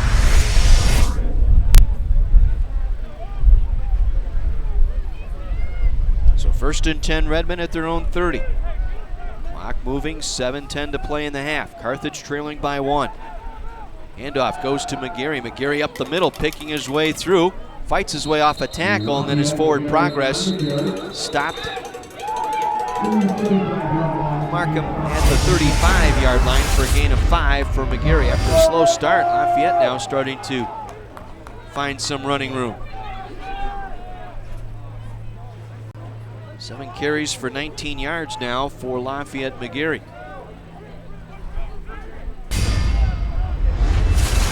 2nd and 5 for the Redmen. Ollis from the pistol with McGarry behind him. Rhodes, the tight end, in motion to the left. The give is to McGarry. McGarry tried to cut back to the left as he hit the middle of the line and was tripped up there. James Jones, the defensive tackle, a sophomore from Indianapolis, able to chop him down. Just a 1-yard pickup. 3rd and 4 now for the Redmen. Ball at their own 36-yard line, working left to right here in this 2nd quarter. Lemon and Cobbs split to the left. Bazaric and Miklas to the right. Empty backfield here for Ethan Ollis. With Cobbs coming in motion. They'll play fake. Ollis will keep it, breaks a tackle across the 40 out to the 43-yard line, and a first down for the Redmen. Ethan Ollis using his feet on the fake. They fake the jet sweep coming from left to right to Cobbs. And Ollis able to keep it for the first down out to the 43-yard line. 5-yard pickup for Ollis.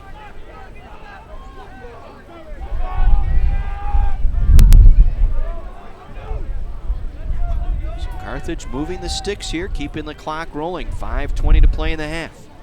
Again, Carthage down 1. 3 receivers here to the left. Now Bazaric in motion. He'll take the play. Bazaric off the handoff, coming around the far side. Bazaric across the 40, 35, 30, and Russell out of bounds there. Bazaric down to the 30-yard line, a pickup of 14. They'll actually mark him out at the 33. Bazaric, his first carry today.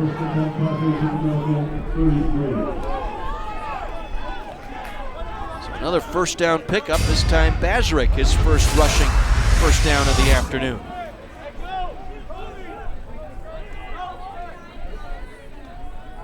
the 33. 1st and 10 Redmond. Ollis will hand it off. Peterson up the middle. Inside the 30.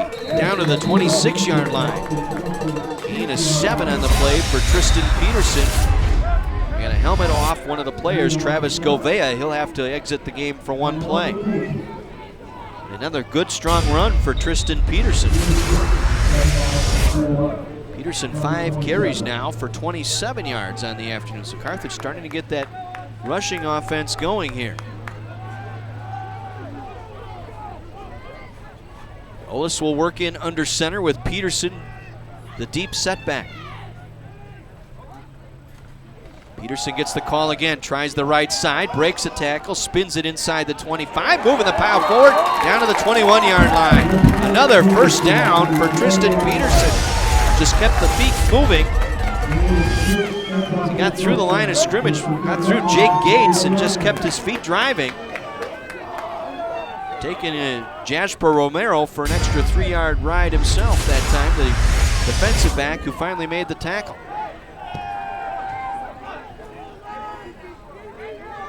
Peterson picking up the first down at the 21. 1st and 10 Redmond. 3:40 to go in the half. Ollis again will work in under center. He'll give it again to Peterson. Peterson working the left side inside the 20 down to the 19-yard line for a pickup of 2. Tate was there for the Big Blue.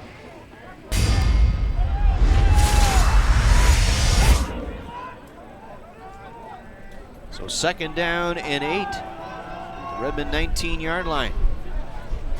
Clock continues to roll. They'll get this snap off with under 3 minutes to play in the half. Another extended long drive here for the Redmond. 3 receivers to the right side. He'll hand it off again, Peterson. Peterson again up the middle. Peterson down to the 15-yard line. Short of the first down. Gain of about 4 on the play for Peterson. So 3rd and a long 4 here for the Redmond. Clock rolling, 2:35 to play in the half.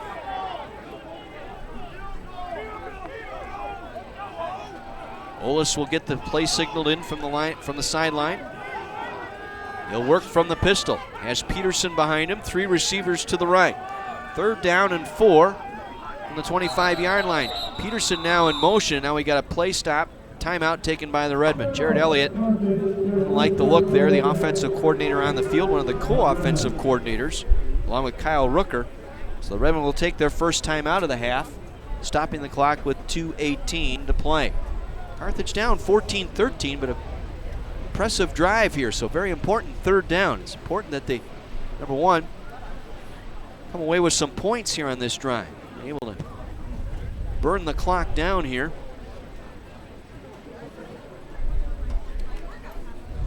Chance to take a look at some other scores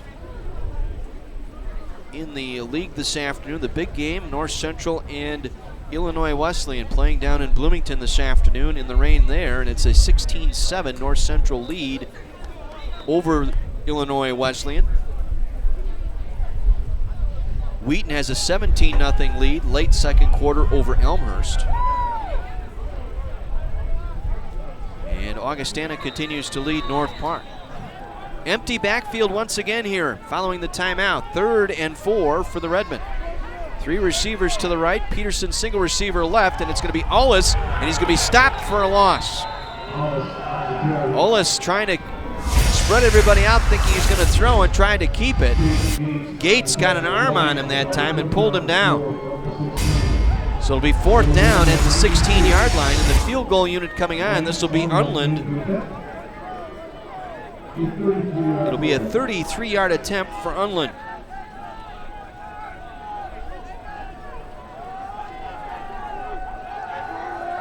Unland 4 for 6 this year, long of 43. This will be a 33-yard attempt. Wind at his back. Ball is down. Kick is on the way, and the kick is good. 33-yard field goal for Lance Unland gives the Redmond the lead, 16-14. With 1:34 remaining here in this first half. Critical drive, came away with points. That was the goal there. 13 plays, 71 yards, taking nearly 7 minutes. And Unland finishes it off with a 33-yard field goal. Those are the kind of drives Mike Yeager really likes. You end the drive with a kick, either for an extra point or a field goal. Unland now 5 for 7 on the year. And so Millikin will get the ball back following the kickoff here. Should they get the ball back here, they'll have a little over 90 seconds and 3 timeouts to play with here.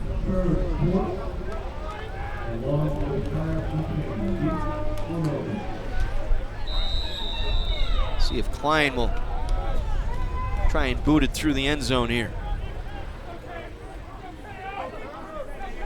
Klein with the wind at his back gets off an end-over-end kick. McMahon will drift back through his hands and into the end zone. The momentum of the ball through the end zone for the touchback. And so it will be Millikin ball at the 25-yard line. Big Blue will have a minute 34 on the clock and 3 timeouts.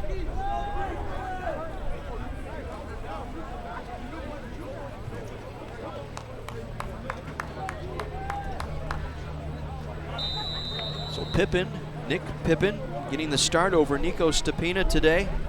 Stepina out with an injury. Lead them out. It'll work again from the pistol. Single back is Ganley.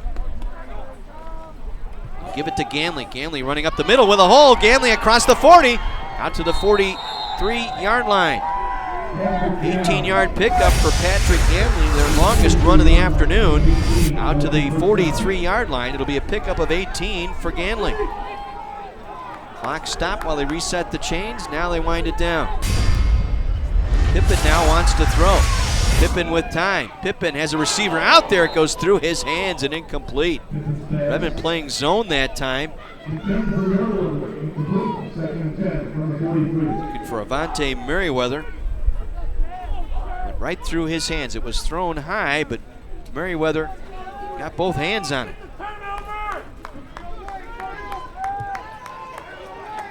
Second and 10. Minute 15 to go. Carthage up 16-14. Low snap to Pippin. He'll drop back.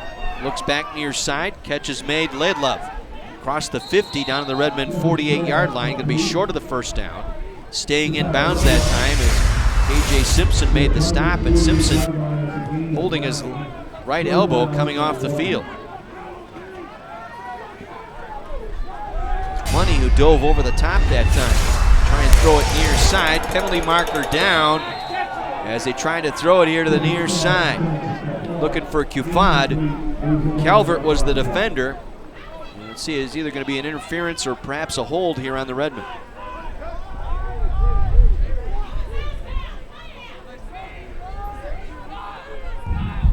Holding, defense number 10. The penalty assessed 10 yards to the previous spot, automatic, first down. Holding the call. We don't have a number 10. What game is Mike Cunningham working? Our number 10 is Marcus Hines, and he's out with mononucleosis. I think it meant Connor Calvert, I think, was the guilty party. Number 7. So first and 10, inside the 40. With time, Pippin comes back near side, overthrows his receiver, and it goes incomplete. Mammon was the intended receiver. When it was a high throw, nearly picked off by Connor Calvert once again. Calvert already with an interception today. 45 seconds to go in the half. Second and 10 from the Redmond 38. Merriweather will line up in a slot here to the right side. He along with Sanders. Kufad in motion to the right. Pippin rolls right, wants to throw right, gets it out there and overleads Kufad, incomplete. Got a hold of that one and just kept it burying toward the sideline, and Kufad had no chance. So 41 seconds to play, second and 10 from the Redmond 38.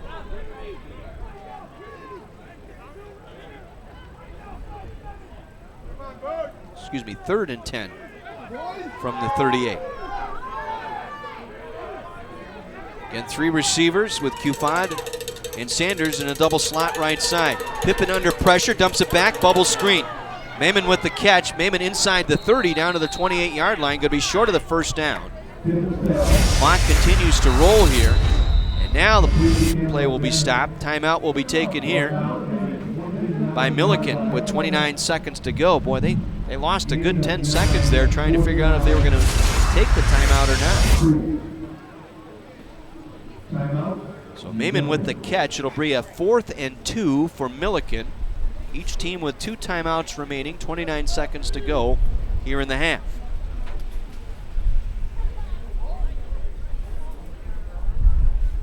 A couple of Big Ten scores to pass along. Illinois is getting it handed to them out in State College, Pennsylvania. Penn State 32, Illinois nothing. 10 minutes to go in the 4th quarter. Also in the Big Ten, Badgers whipping up Rutgers today, 48-10 in the rain in Madison. Purdue with a huge lead over Nebraska, 42-23, that game in the 4th. Later on this afternoon, Iowa hosts Maryland, and later on tonight, Michigan is at Minnesota.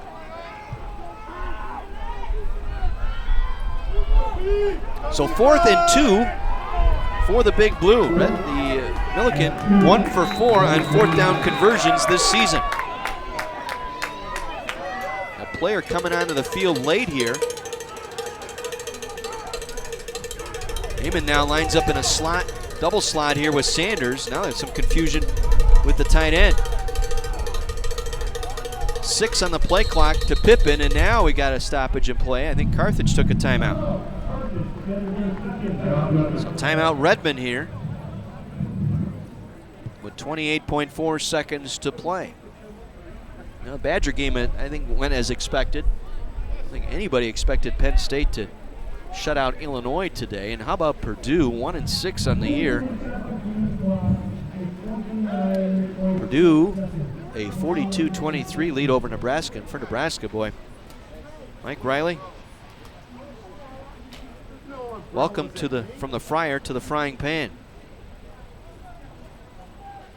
Taking over that program from Bo Pelini a year ago. It has not gone well.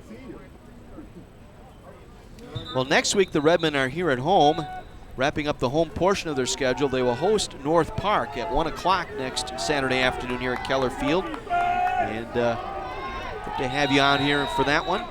Final home game of 2015. Empty backfield here on 4th and 2. 4 receivers going out. The tight end Laidlove lined up to the right side. Pippen will work from the gun. Here we go. Rush is on. They try a screen pass. They complete it. Cufad with the catch inside the 25 down to the 21-yard line. So they'll stop the clock while they move the chains, and now Millikin will take their second timeout. They have 1 remaining. So they convert on 4th down, just their second 4th down conversion of the year. Down to the Redmond 21-yard line. Clock stop with 23 seconds to go. Carthage taking the lead on a 33-yard field goal. Carthage opened up the scoring, led 6-0. Millikin came back, took a 7-6 lead, added to it, led by as much as a 14-6 margin, but Redmond have come back with 10 straight here to take a 2-point lead. But Millikin driving here in the red zone.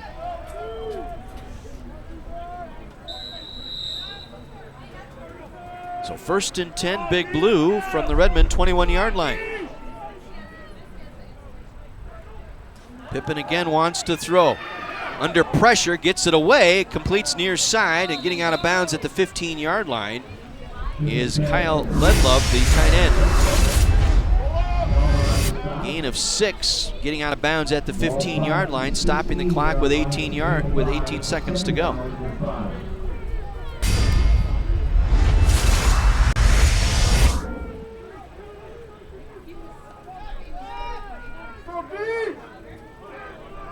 So Pippen again will work from the pistol as Ganley, the single back, to his left. Sanders in a slot to the right side. With time, Pippen looking to throw, and it's broken up. Incomplete. Connor Calvert getting in there to get a hand on the pass intended for Cufad. Calvert once again got that right hand in, knock it away. So it makes it a 3rd and 5 from the 16-yard line with 14 seconds to go. Sanders and Merriweather split out to the right. Maiman and Cufad here to the left. An empty backfield here for Pippen on 3rd and 5. Drops back, has time, delivers the pass. It is thrown high and incomplete. Had the receiver open at the 5-yard line, and that was Maiman. So 4th and 5 from the 16-yard line. Decision time here for Etherton. He will take a timeout. 9 seconds to go, and Etherton wants to talk about it here. They've got a very good field goal kicker in Chase Volpert. 8 for 10 on the year. Field goal made would give them the lead. So let's see what Etherton wants to do here.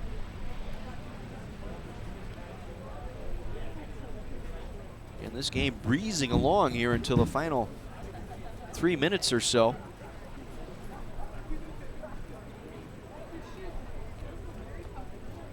It's a final now in Madison. Wisconsin defeats Rutgers today, 48-10. 8 minutes to go in State College. Penn State leading Illinois 32-0. 12 minutes to go, 4th quarter. Purdue on top of Nebraska, 42-31. So Volpert in now for the field goal. Left hash. It'll be a 33-yard attempt into the wind.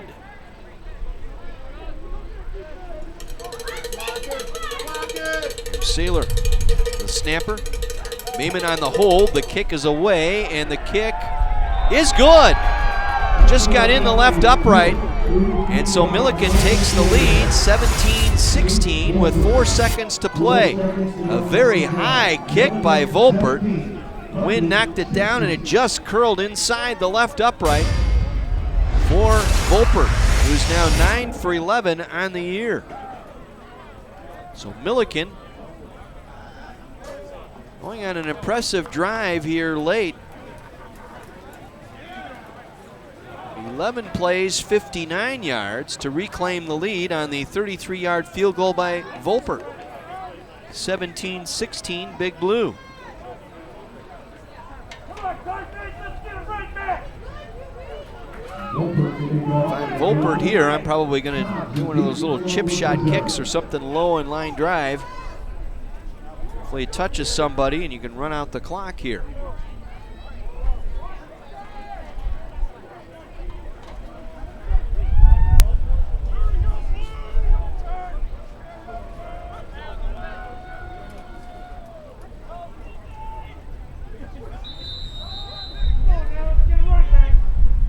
Volpert again, just a high, short, end-over-end kick. Fair catch signaled for and made at the 33-yard line.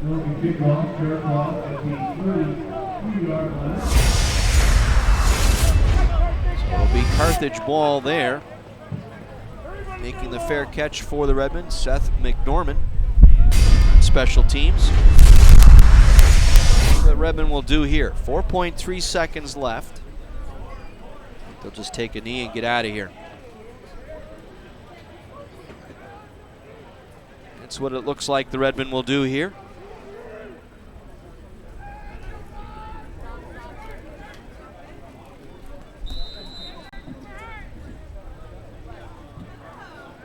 Bolus will line up under center. He'll take the snap, take the knee, and that'll end our first half. So Volpert's 33-yard field goal with 4 seconds left.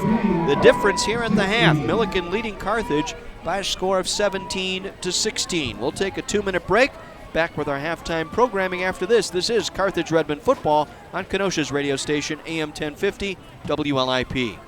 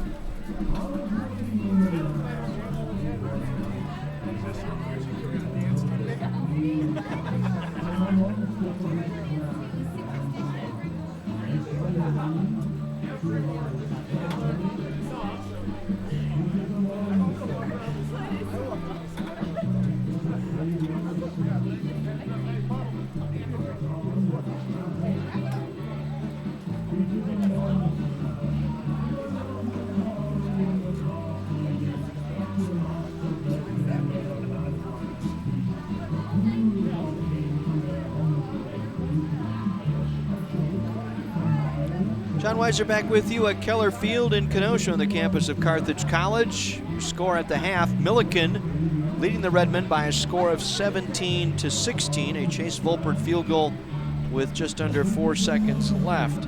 The difference so far.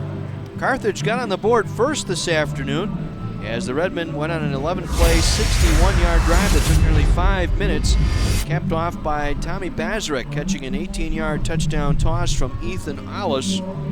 Ollis is thrown for 2 touchdowns today, and his first went to Tommy Bazarek.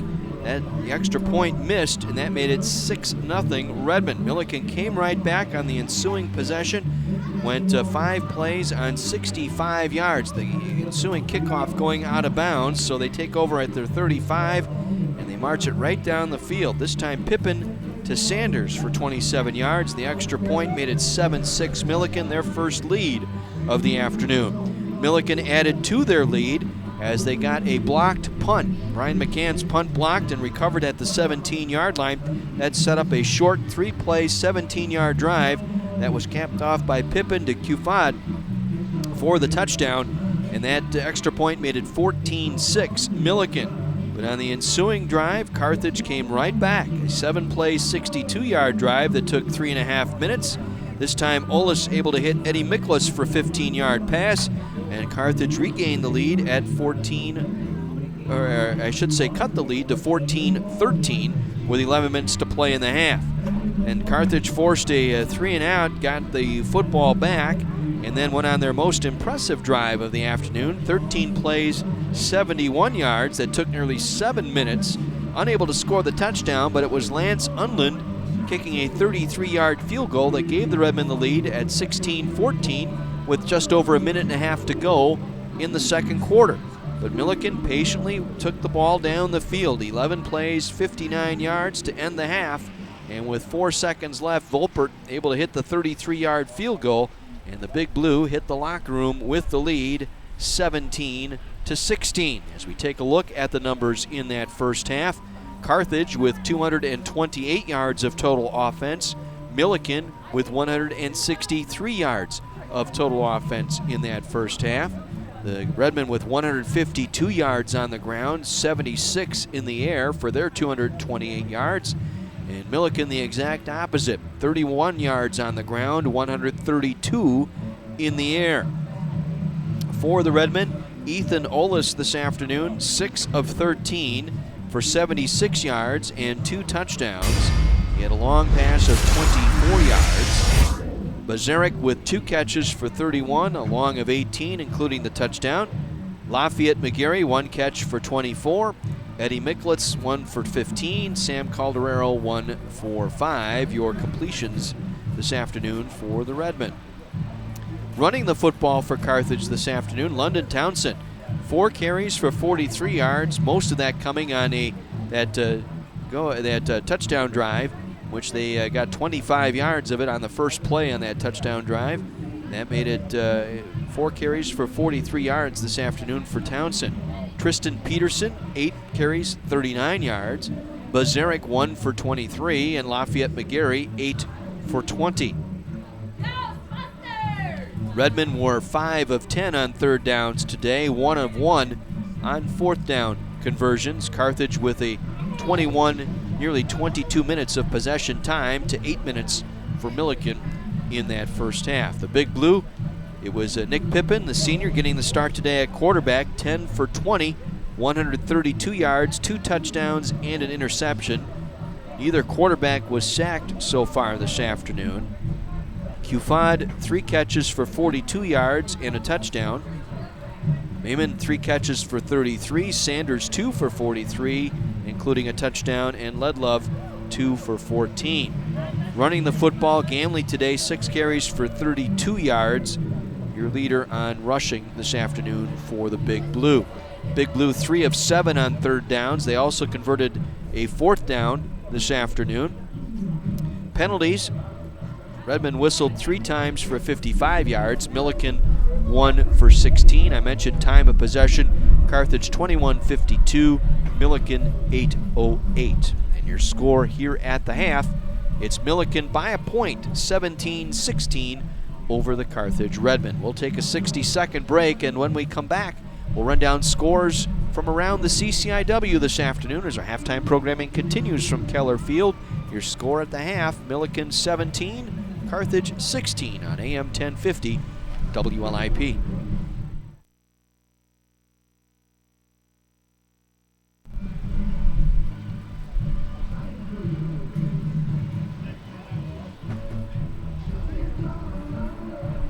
One, two, three.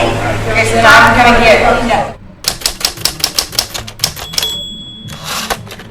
Through Carthage, I've gotten to go to so many cool places, but I couldn't pick like Spain or Puerto Rico or China as the best. It would have to be like specific places, like the bioluminescent bay in Puerto Rico was absolutely amazing. There's only 5 left in the world, and thanks to Carthage, I got to go see one of them. Next, I'm planning on going to a bunch of places, actually. My final trip through Carthage is going to be a sports journalism class, and we're going to places like London, Munich, and Barcelona, and I'm getting my writing intensive credit out of the way, but what we get to do is do journalism papers and stuff on all the soccer games that we go to. And so I'll be traveling around Europe, going to soccer games and writing and getting my credits for it. John Weiser back with you at Keller Field in Kenosha. Carthage trailing by a point here, 17-16. As we take a look at the rundown in the CCIW this afternoon, the big game featuring 2 ranked teams, North Central and Illinois Wesleyan, battling it out in Bloomington, and it's about to go to the half with North Central leading by a score of 16-7. In that ball game, Dylan Warden 7 of 12 for 78 yards. He has thrown 1 interception this afternoon. Austin Bruning, 17 carries for 85 yards and a touchdown. Matt Randolph, 6 carries and a touchdown as well for the Cardinals. For Illinois Wesleyan this afternoon, Jack Warden, 7 of 13, I should say, for 87 yards. And Shoemaker Gilmore, 8 carries for 50 yards. The play so far for the Illinois Wesleyan. That game at the half, 16-7 in favor of the Cardinals. North Central over Illinois Wesleyan. Down in Chicago this afternoon, North Park hosting Augustana in the Vikings, in the Battle of the Vikings, and it's the Rock Island Vikings are crushing North Park 24-0. That game at the half. Sam Frasco, 7 carries for 97 yards and 2 touchdowns in that contest. He's also thrown a touchdown, that one to Pulse for a 2-yard touchdown strike. And so it's Augustana 24, North Park 0. That game about to enter the 3rd quarter. The other game this afternoon in the rain at Wheaton, it's the Thunder leading Elmhurst by a score of 17-0. In that ball game for the Thunder, it was Bowers, 4 of 9 for 70 yards, a long of 31. Bowers, 8 carries for 78 yards and a touchdown. And for the Elmhurst Blue Jays, their leaders on offense this afternoon, it's Hernandez in at quarterback, another quarterback change for the Blue Jays. Hernandez, 2 of 6 for 16 yards passing. Running the football this afternoon, it is Smith with 6 carries for 96 yards, and Hernandez 5 for 18, your leaders there. So once again, it's Wheaton leading Elmhurst by a score of 17-10. Elsewhere in Division 3 this afternoon, D3Football.com top 25. Mount Union, little trouble with Otterbein this afternoon, 55-0, the number 1 ranked Mount Union over Otterbein. Later this afternoon, 2nd ranked Linfield is at George Fox out on the West Coast. It is a big battle in down south this afternoon, and Mary Hardin-Baylor, number 3 Mary Hardin-Baylor on the road at number 13 Hardin-Simmons, and Mary Hardin-Baylor leading 9-7. That game entering the 3rd quarter. Number 4 Wesley at the half over Montclair State out in New Jersey this afternoon, 42-16. And just underway up in Oshkosh this afternoon, 5th ranked Oshkosh and UW River Falls. Number 6 St. Thomas leading number 14 Concordia Moorhead 28-7 at the half. Halftime in Whitewater, number 7 Whitewater over UW Eau Claire, 35-0. Number 9 Wabash leads Ohio Wesleyan 27-10. Number 10 Johns Hopkins 49-13 over Ursinus this afternoon.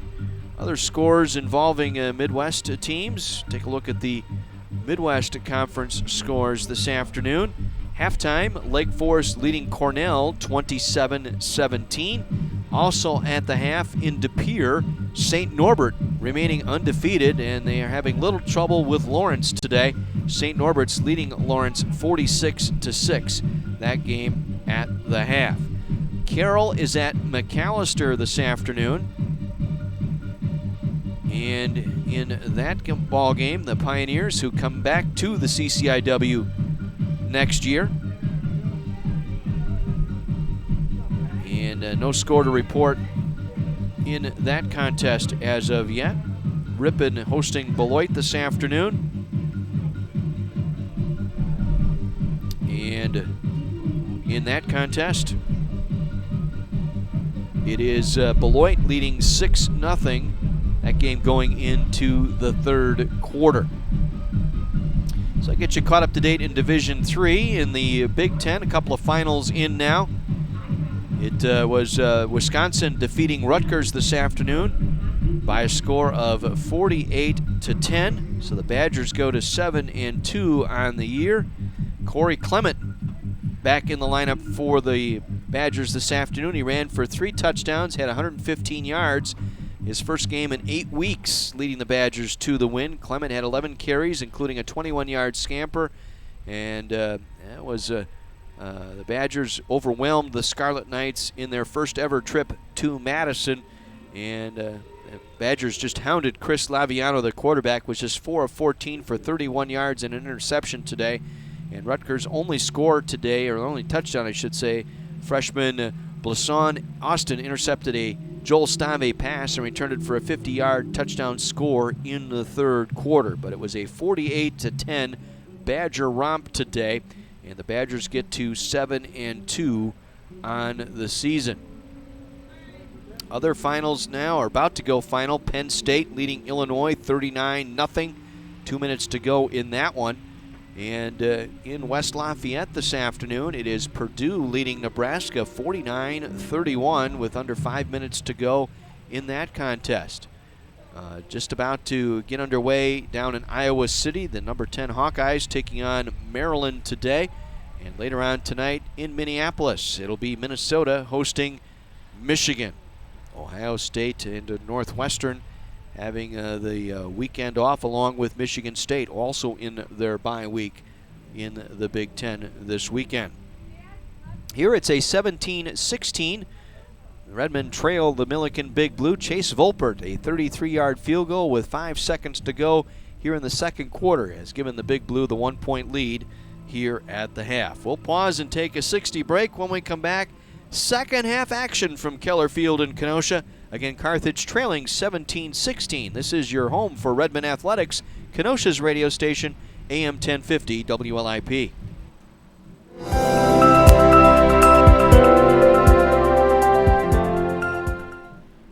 I'm Rose, and I played Jill. I'm Mac Folkert, and I played Jack. My name is Ray Elizabeth Perry. Martin McClendon, I'm the director of Up the Hill.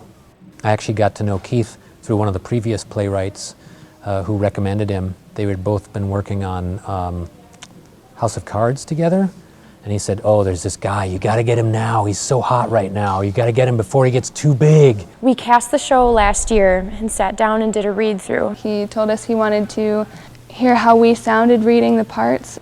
For this process, we had pretty much free range. He hadn't seen any of the actual production stuff really on its feet until the opening night, so we had no idea what to expect. He came opening night and closing night and loved it both times, so that was great.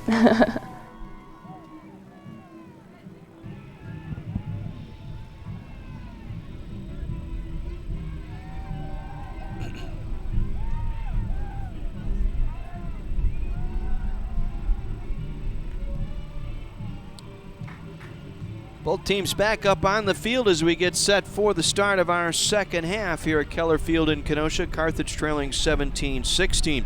Again, next week, the Redmen will host North Park in the final home game of the 2015 campaign, and the Carthage Staff Council is sponsoring a faculty, staff, and family day. Come out and cheer the Redmen on. There'll be pizza, soda, and hot cider served starting at noon in the Campbell Student Union living room space across from the Barnes & Noble bookstore. And our faculty and staff encouraged to bring a Carthage ID, and that will get your free family admission to the football game. And a special halftime ceremony. The college will dedicate a memorial for Coach Tim Rux, who passed away earlier this year. So that'll be next Saturday, and that'll be the Carthage Staff Council, Faculty, Staff, and Families Day. And if you are a faculty or staff member, bring your families out to get free admission, bring your Carthage ID, and a chance to cheer on the Carthage Redmen in a football action against North Park, and a very special dedication ceremony at halftime to a very special memorial to a very special coach and individual in honor of Coach Tim Rux. Again, that's next Saturday here at Keller Field, and then the Redmen wrap up the regular season down in Wheaton to take on the Wheaton Thunder in the final game of 2015. And then basketball season is just around the corner.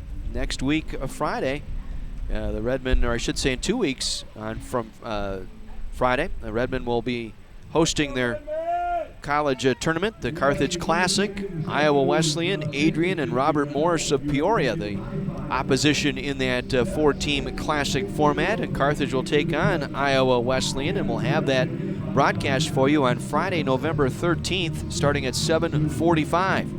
8 o'clock tip right here on AM 1050 WLIP. The Redmen this week, the coaches' poll came out, and it was unanimous. The coaches in the CCIW picked the Redmen for last place, and that is not sitting well with the men's basketball program, as you can imagine. And in their locker room, they've got that posted along with the vote tallies. And so it's going to be an interesting year for the Redmen. See if they could use that for a little bit of momentum and try and build that into some of that anger and disappointment and turn that into some wins this year on the hardwood. Meanwhile, the Lady Reds under head coach Tim Bernero were picked by the league's coaches to finish second behind Wheaton in the women's poll for the CCIW. On the men's side, Augustana was near unanimous selection for winning the men's conference title in basketball. Elmhurst was picked second.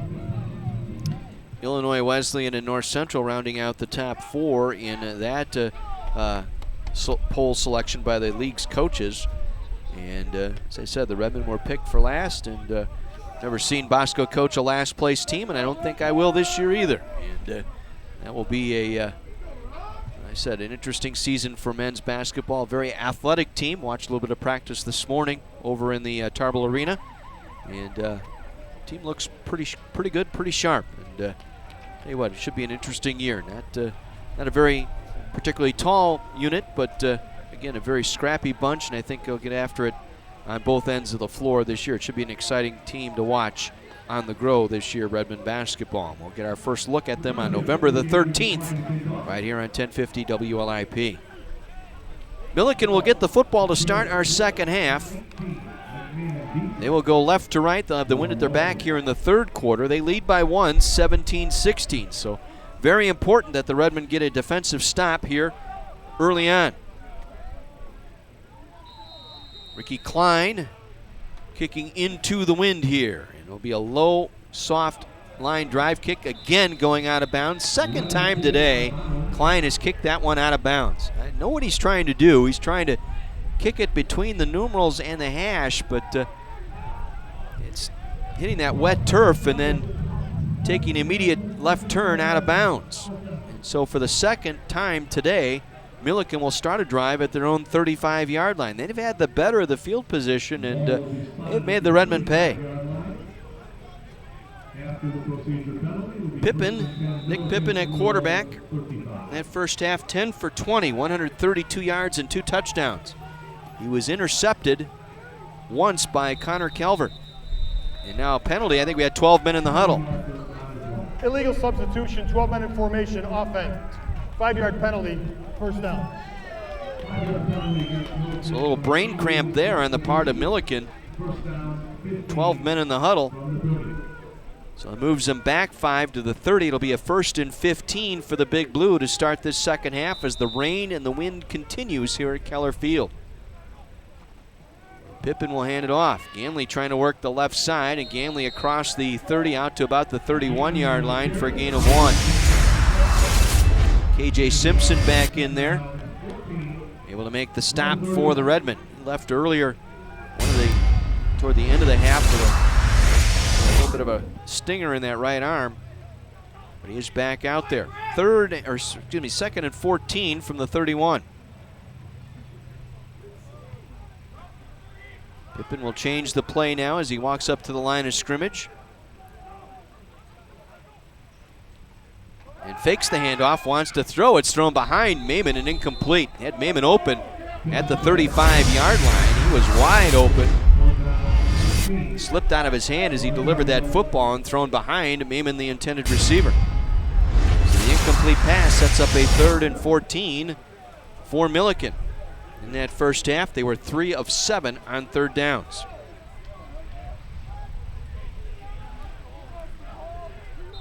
Ganley, the single back. Change footballs out here. Getting a dry ball here for Millikin. Facing a 3rd and 14 from their own 31-yard line. Just underway 3rd quarter. Millikin leading 17-16. Pippin wants to throw here on 3rd down. He has some time now under pressure. Fumbles the football. It's loose back at the 20-yard line. And it was recovered by the Big Blue. I think it was Simpson who may have, again, knocked it out of the arm. And it was indeed KJ Simpson who knocked it away from Pippin. He'll be credited with the sack.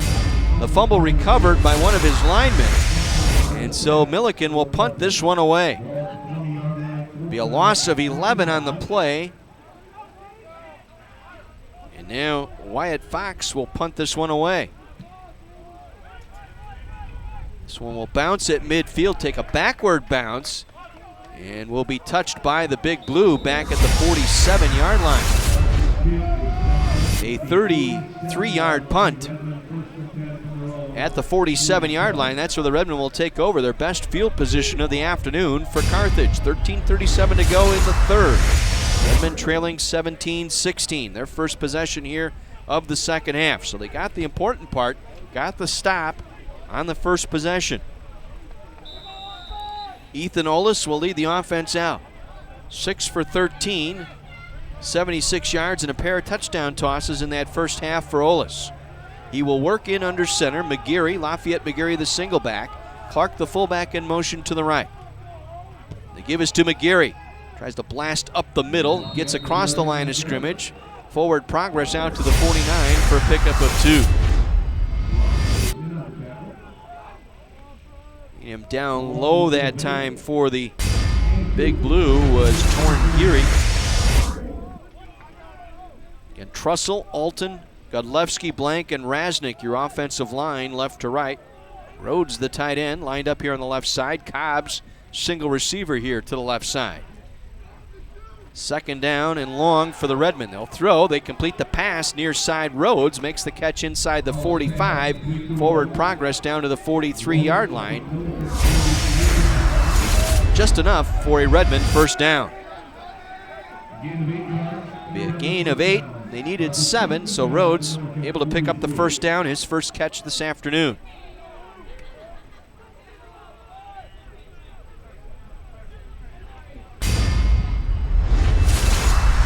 First and 10 Redmen at the Millikin 47-yard line.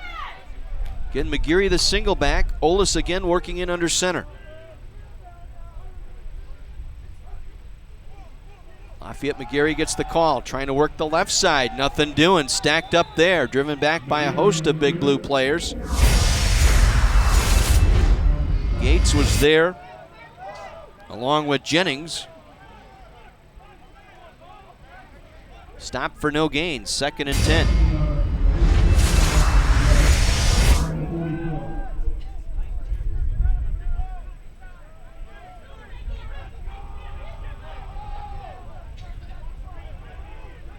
So 2nd and long. 4 receivers this time, an empty backfield for Ollis as he'll work out of the gun. Moves Javier Rhodes, the tight end, to the left. Quick toss near side, juggled and caught, and then diving forward with his first reception this afternoon. That is Kyle Kiesel. Kiesel is a 5'11 freshman out of Lake in the Hills, Illinois. It's his first reception this afternoon. Back across the line of scrimmage to the 43, so it'll set up a 3rd and 10 for the Redmen. Carthage 5 for 10 on 3rd downs today. Olis will work from the pistol, has Peterson in the backfield. Play fake to Peterson. Olis rolls left, dumps it off to the fullback. Clark makes the catch, and Clark juggled it momentarily and ran it down to the 35-yard line, short of the first down by about a yard. Mark Clark, a 5'7", 227-pound senior out of Downers Grove South, made the juggling catch, and that prevented him from picking up the first down as he was ushered out by Cajun Jennings. So 4th and 1 here for the Redmen at the Millikin 34-yard line. Carthage 1 for 1 on 4th down conversions today. Anselmo in at quarterback, and he will keep it. And Anselmo will get the first down, and Anselmo will take it in. 15, 10, 5, touchdown, Carthage College. They sold out up front, the Millikin defense. They put all 11 guys in the box, and once Anselmo got across the line of scrimmage, he was gone. Wasn't a flash of light, but nonetheless, he got it into the end zone for the touchdown. Nick Anselmo running it in, and the Redmen retake the lead 22-17. Millikin sold out. They had nobody back deep. They brought everybody up inside the box, and Anselmo made them pay. Unland for the extra point. Snap is low. Alice dropped it. It's being picked up now by Millikin. Millikin player has lost his helmet. This could be a 2 points the other way for Millikin. With the football is their receiver, and he is finally tackled from behind. Javier Rhodes pulled him down. Alice was hit from behind as well. There is a penalty marker down. So for the second time today, the extra point went for naught. Alice had trouble handling it, lost it. It was scooped up out there by Jasper Romero.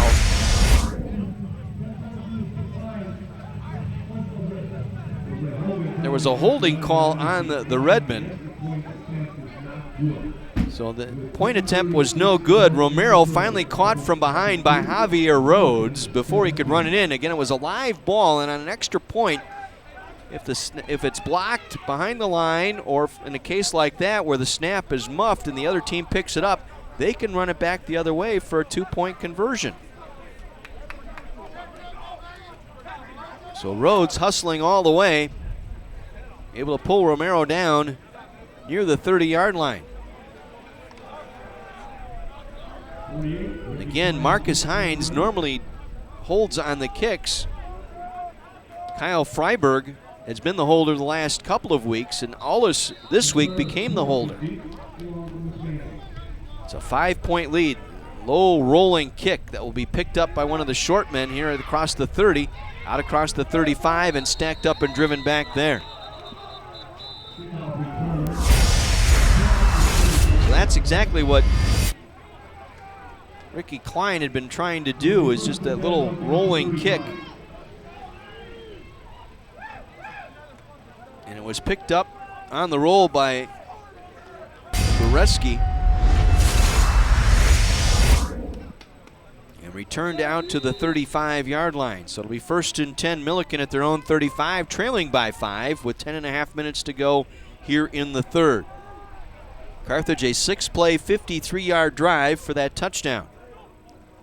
Low snap, Pippin will hand it off, and wrestled down is the tailback, Ganley, met immediately by Patrick Pervin.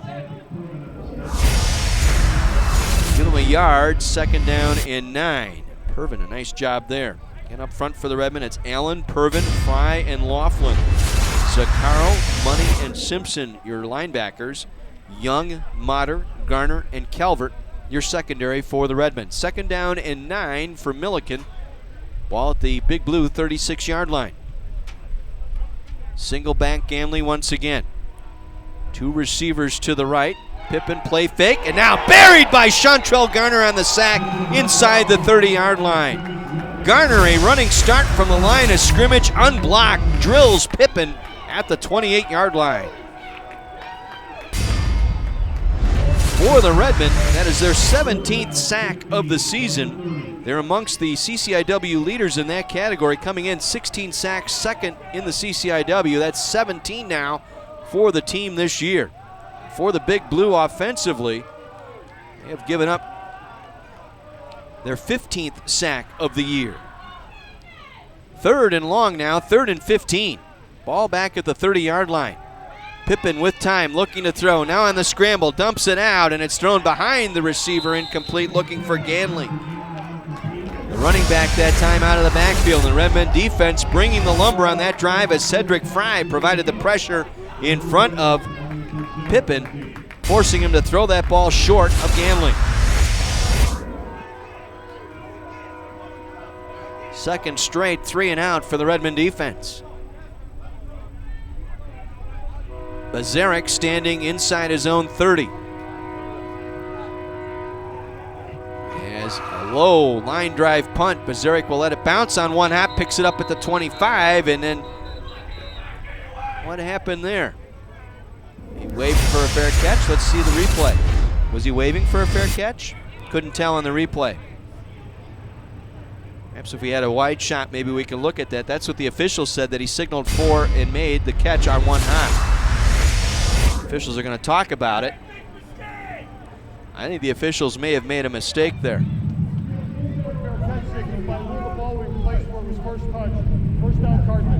That's what they're saying. It was a fair catch signal was made, and Mike Yeager says, talk to my palm, I'm done talking to you. He did not make a fair catch signal. I think Bazarek was making the signal, I think, to his team below his waist, saying get away from it, it's going to bounce. And the official took that as a signal for a fair catch, so it's where Bazarek made the touch of the ball at the 24-yard line is where the Redmen will start this drive. Olis under center. Single back is Peterson. Clark, the fullback, in motion to the right. Peterson gets the call, and he's dropped for a loss back at the 21-yard line. Getting in clean that time was Adam Rosner, the defensive end here on the near side. Just bounced right off the block by Isaiah Trussell, the left tackle. A loss of 3 on the play back to the 21-yard line. 2nd and 13 for the Redmen. 8.5 minutes to go, third quarter. Carthage leading 22-17.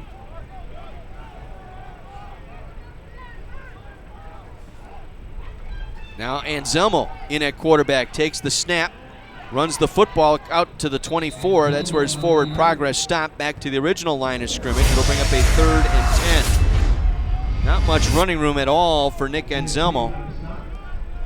He's finally able to bring him to the turf was Jasper Romero.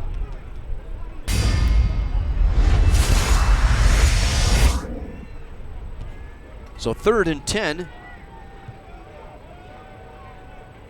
for the Redmen. The ball at their own 24-yard line.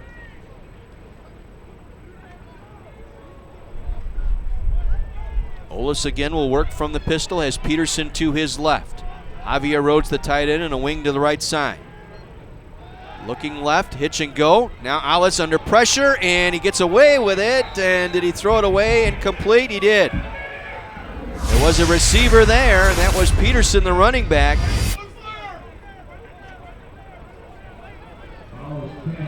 Peterson was there. Now a late flag comes in for the grounding call. I don't know about that. I think if we look at the replay, I think you'll see Peterson was near the line of scrimmage. They're going to call the grounding call here on the Redmen, avoiding the sack.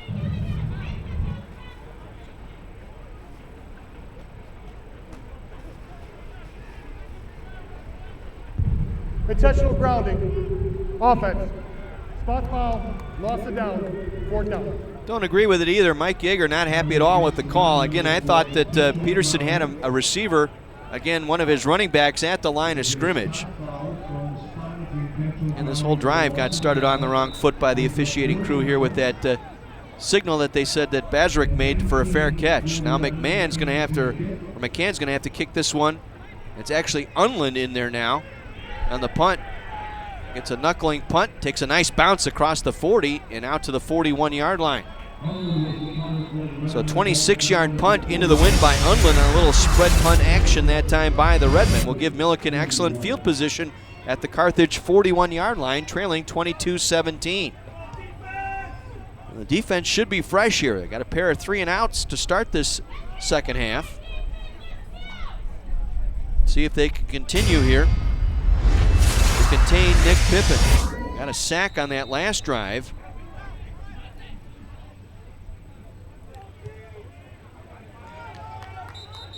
Another 12 men in the huddle once again.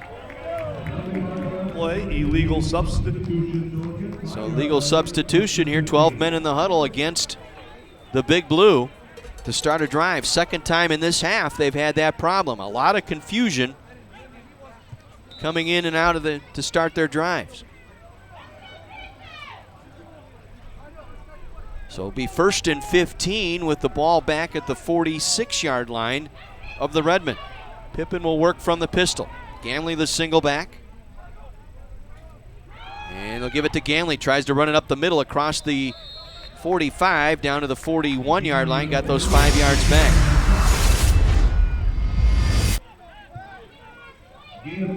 So getting most of that back on the run that time by Ganley.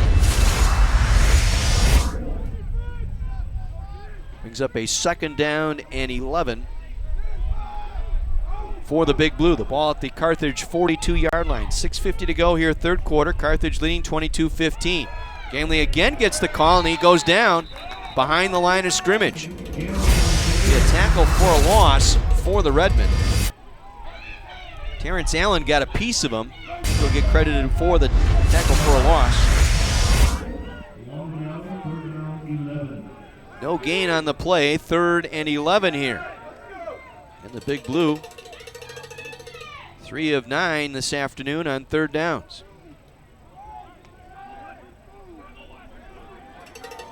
Pippin will work from the pistol. Has Ganley to his left. Slot receiver here to the right. Pippin looking left with time. Throwing out left side, and ball was caught and then dropped. Connor Calvert, the defender, got a hand in there on the intended receiver. Looked like it was Ledlove, the tight end, who actually had the ball into his numbers, and then Calvert punched it back out for the incomplete pass. And now on 4th down, the offense stays on the field here for the Big Blue.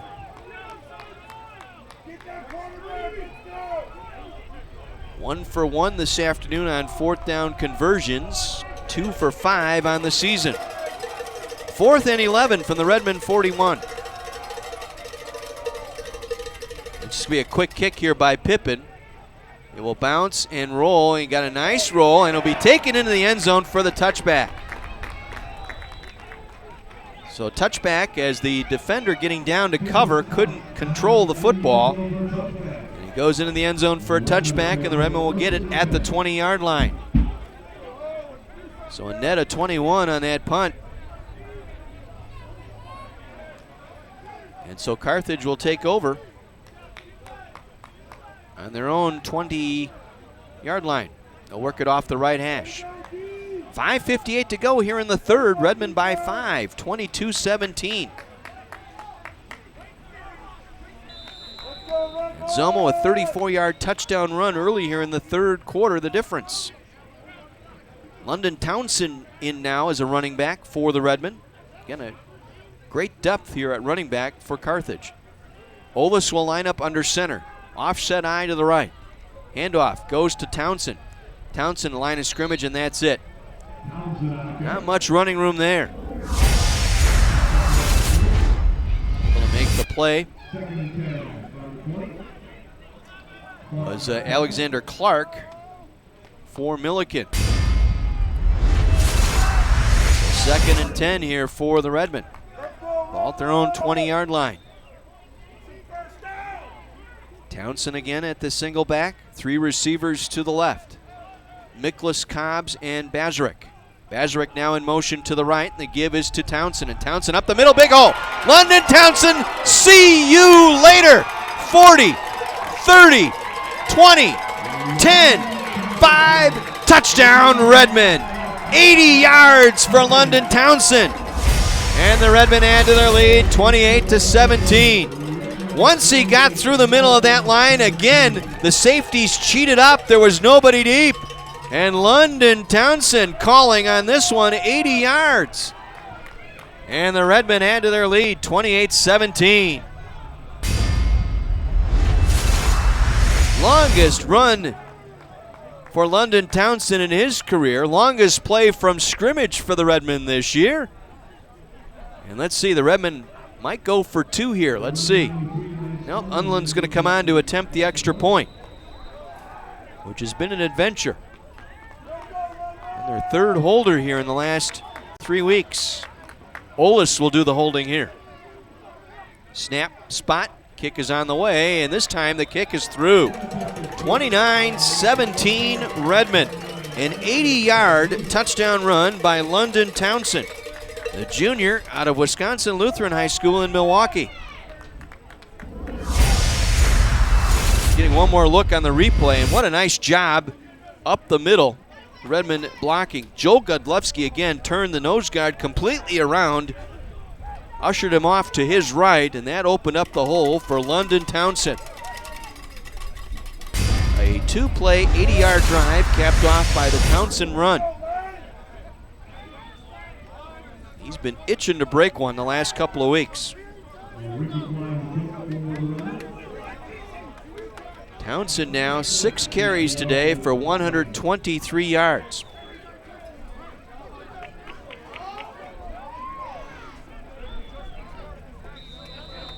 Once again, the Redmond defense going back to work here.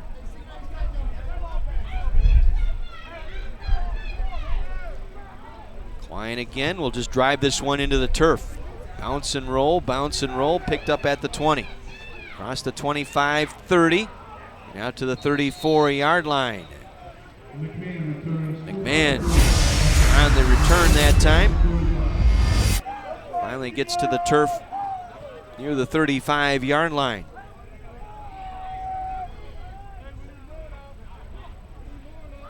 Able to knife him down that time for the Redmen was Moaso Bumba out of Urbana, Illinois. See a little bit more of Bumba here in the next couple weeks. He is making the plays in practice, and the coaching staff really high on his potential. Future here for the Redmen. So 1st and 10, Millikin at their own 35-yard line with 5 minutes to go here in the third. Pippin wants to throw. Goes over the middle, catch is made, and then drilled by Money out at the 42-yard line. It'll be a 7-yard pickup. As Money able to get Maiman to the turf almost immediately as he made that catch. Good hard hit by Money, short of the first down, a gain of 9, 2nd and 1. Again, Pippin will work from the pistol. Again wants to throw, comes back right side, and it was nearly picked off. Incomplete. Virgil Young read that play beautifully that time, as it was intended for Avante Merriweather, and defender, ball, receiver all got there at the same time, and Young able to knock that one away incomplete. Liking this freshman out of Lake Bluff, Illinois, Virgil Young. Again, the contribution this recruiting class has made this year for the Redmen has been strong. 3rd and 1 now for Millikin at their own 44-yard line. And the Big Blue have struggled here. They're 0 for 3 on 3rd downs here in the second half. Pippin will give it to Ganley. Ganley will pick up the first down across the 45 out to the 47-yard line.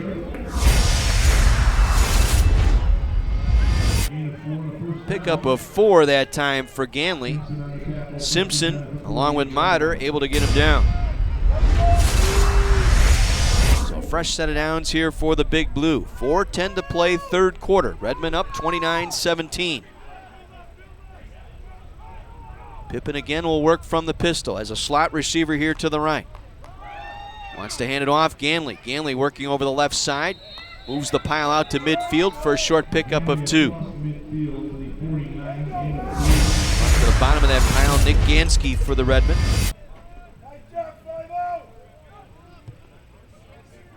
Also Emmett Trost in there now. Linebacker for the Redmen. So 2nd down and 7 from the Redmen 49.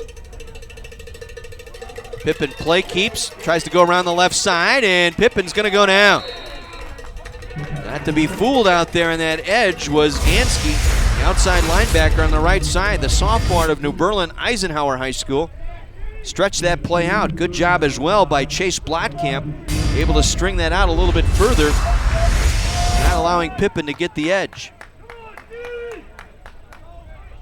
So a gain of 2 makes it 3rd and 5 from the Redmen 47. Under 3 minutes to go here in this 3rd quarter.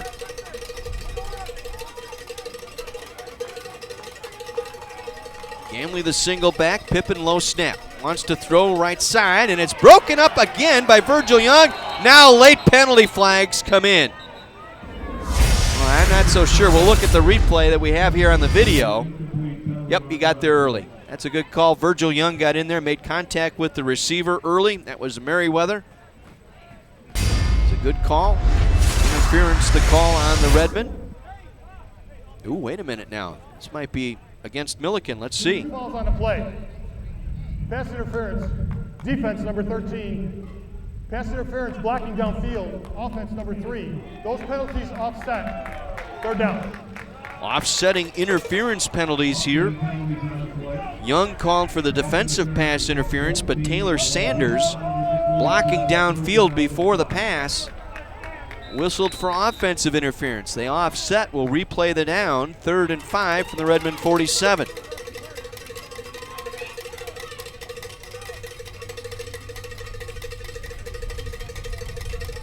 Pippen again, looking to throw. Under pressure, gets it away, completes the pass at the Redmen 35-yard line. Cufad going up high to make the reception for the 1st down. Be a gain of 12 and a 1st down for Millikin. Terrence Allen got there. Got a hand up in front of the quarterback, but Pippen's still able to get that one away. Millikin extends the drive. 1st and 10 Big Blue. 2:25 to go in the 3rd. Redmen up 29-17. Gamley the single back off the right hip of Pippen. Pippen fumbled the snap, ball's loose. Ganley falls on it back at the 36-yard line. It'll be a loss of 2 on the play. Pippen took his eye off the ball that time as it was snapped back, and Ganley happened to be right there to make the play. Loss of 2, 2nd and 12 from the 36. Sanders and Merriweather now, along with Cufad, to the left side. Ledlove, the tight end, lined up. Here's a wideout to the near side. Pippen will throw. Has time, now under pressure, and down he goes! Back at the 44-yard line. Had to dance a little bit and set up in the pocket. Zaccaro and Allen both there for the sack, back at the 43-yard line.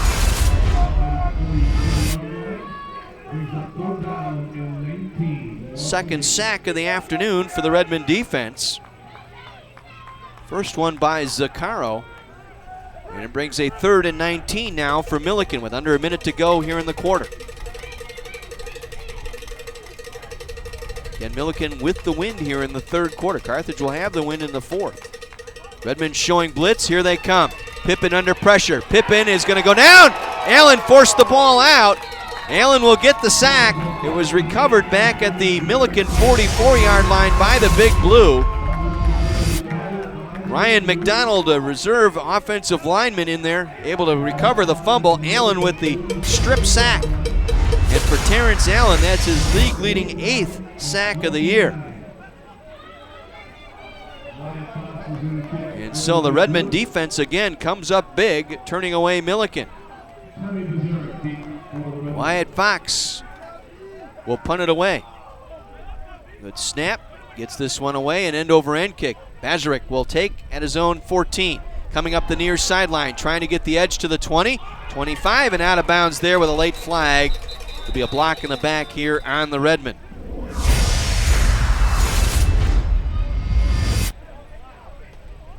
So I think we got a block in the back here as Bazarek made it to the sideline. And during the return, number 23, 10-yard penalty from the spot of the block in the back again. So a block in the back charged against the Redmen.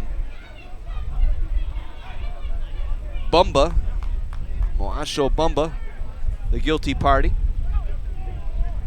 From where the foul occurred, a 10-yard mark-off will move the football inside the 20. The Redmen will start this drive at their own 17-yard line with 1 second to go here in the third quarter. So one more snap into the wind here for the Redmen. Olis will work from the pistol. Olis will hand it off to Calderero. Calderero breaking tackles out to the 25-yard line, and that will end our third quarter. 8-yard run by Sam Calderero ends our third with the Redmen up by a score of 29-17 on your home for Redmen Athletics, Kenosha's radio station, AM 1050, WLIP.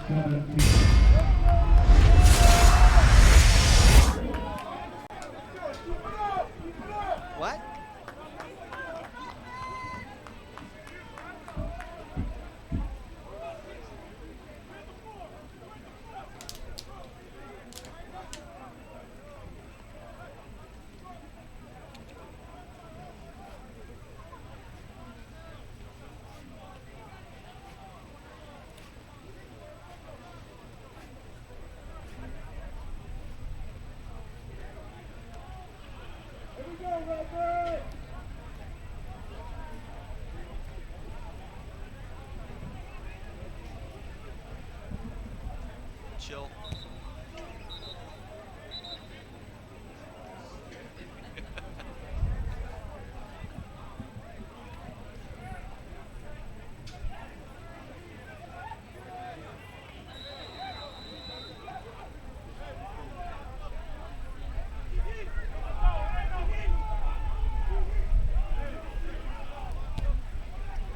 Redmen start the fourth quarter going left to right on a 2nd and 2. Allis wants to throw, has a receiver out there. Cobbs with a diving catch inbounds at the 47-yard line. Cobbs making the catch. A 28-yard pickup and a first down. A nice toss by Allis into the rain, and Cobbs make the running catch, got both feet down.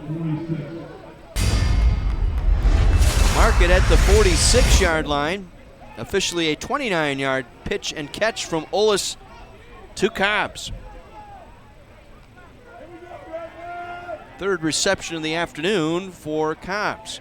1st and 10 Redmen. Ball at the Millikin 46. Bazarek in motion. The give is to Townsend. Townsend trying to get the edge. Now stutter steps, cuts it back inside, and is brought down at the 41-yard line. Trying to work his way around the right edge, the near side that time. Had that walled off nicely, and then tried to take it back inside before he was chopped down by Goreski. Goreski getting a start at linebacker today. Again, the Big Blue without Alex Tater, their leading tackler, with 53 coming into the game today.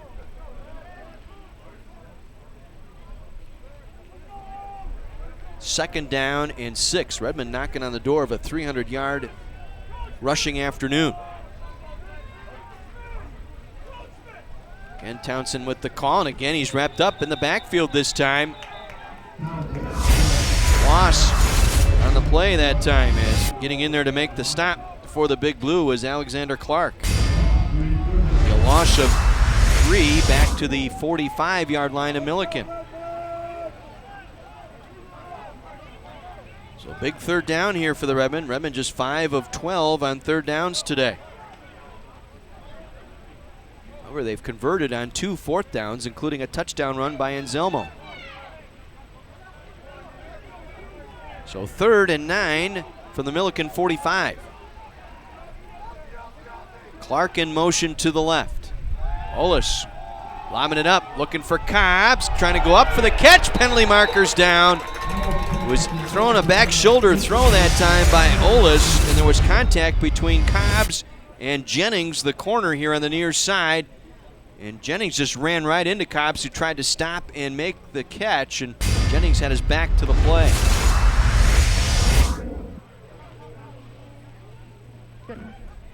We have 2 fouls on the play. Holding, offense number 71. Defensive pass interference, number 4. Those penalties offset, 3rd down. So there was a holding call on Rocco Raznick, the right tackle. So it'll be offsetting penalties here, and the interference call also on Jennings. So we'll replay the down, 3rd and 9 from the Millikin 45. And Zelmo is in now. Look for maybe a sellout on the run once again. Who knows? And Zelmo, who's had a touchdown run today of 34 yards, going to throw. Little bubble screen in the middle. Bazarek breaking tackles, diving forward. Going to be just short of the first down, brought down at the 37-yard line. So a gain of 8. It'll bring up a 4th and a long one here for the Redmen. And Zelmo will stay in.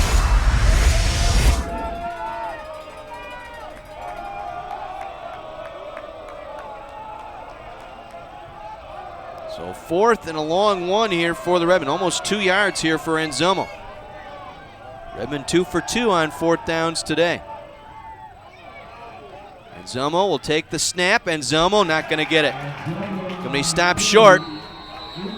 Forward progress inside the 37-yard line. About a yard shy of the first down.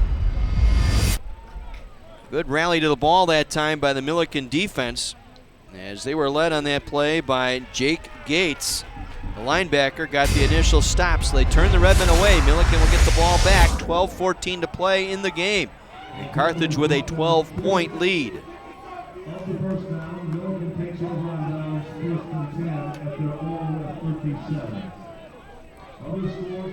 So they'll take over on downs at the Redmen 37-yard line.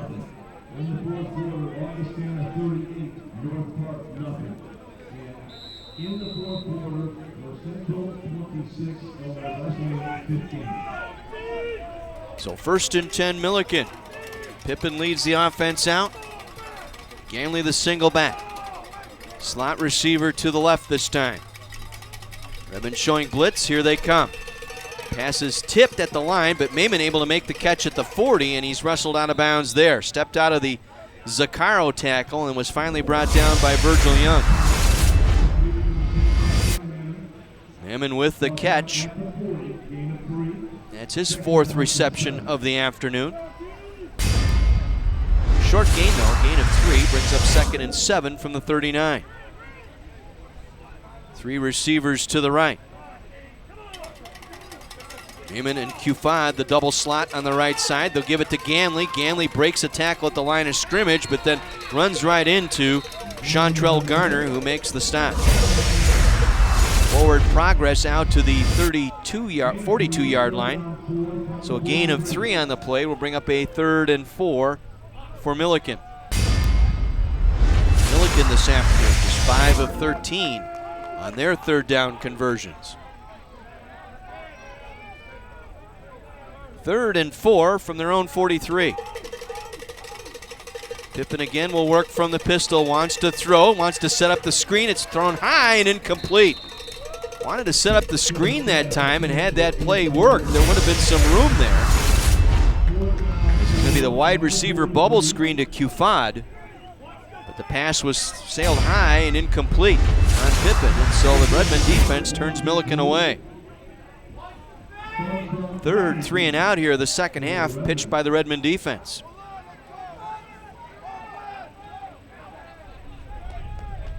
This time, Fox will be punting into the wind.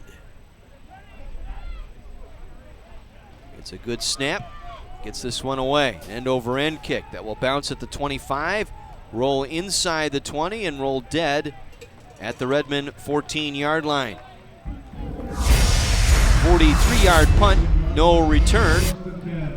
The Redmen will take over at their own 14-yard line. 11 minutes to play. Carthage leading 29-17. A trip around the CCIW finds Augustana leading North Park 38-7. That game in the fourth. Wheaton 31. Elmhurst nothing. That is now gone final. Elmhurst shutout this week, 31-0 by Wheaton. North Central leading Illinois Wesleyan 26-15. 9.5 minutes to play down in Bloomington.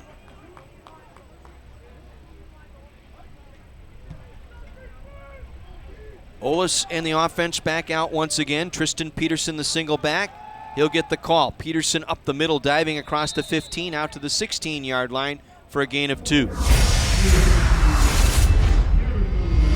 Remarking at the great depth here by the Redmen running back tandem. Govea credited with the stop. Townsend, Peterson, McGeary. Had Calderero in there a couple of times. And the future is very, very bright for this running game. All young guys, too. Peterson again, the call. Cuts it back up the middle, gets to the 20-yard line, and is driven back there. Gain of 3 once again for Peterson. Leading in charge defensively was Boreski for the Big Blue. So 3rd and 4 now for the Redmen. Now 5 for 13 on 3rd downs today. They have struggled. Both teams have struggled on the money down.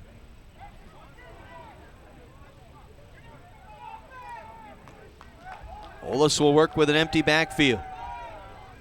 Fullback Clark lined up in a wing here to the left side. And they'll pitch it out left side. Ball's tipped. Cobbs makes the catch. Cobbs stutter step across the 25, breaks tackle 30. 35, out to the 40, breaks a tackle there. To the 45 and is belted down at the 49-yard line. A 29-yard reception for Cobbs. And it was all on Cobbs. It was a little swing pass here to the near side. And he broke 1, 2, 3 different tackles before he was finally brought down. Coming across the middle to get him to the turf that time was Tate. But Cobbs able to convert the 3rd down out to midfield. Fresh set of downs here. Clock continues to roll. 9:05 to play. Redmen leading 29-17. Clark in motion to the left. The give is to Peterson, trying the left side, trying to get the left corner. Got the left edge and a penalty marker thrown. This will be a holding call here against the Redmen. Try and pick up where it is. I think it was going to be on Jacob Alton, the left guard.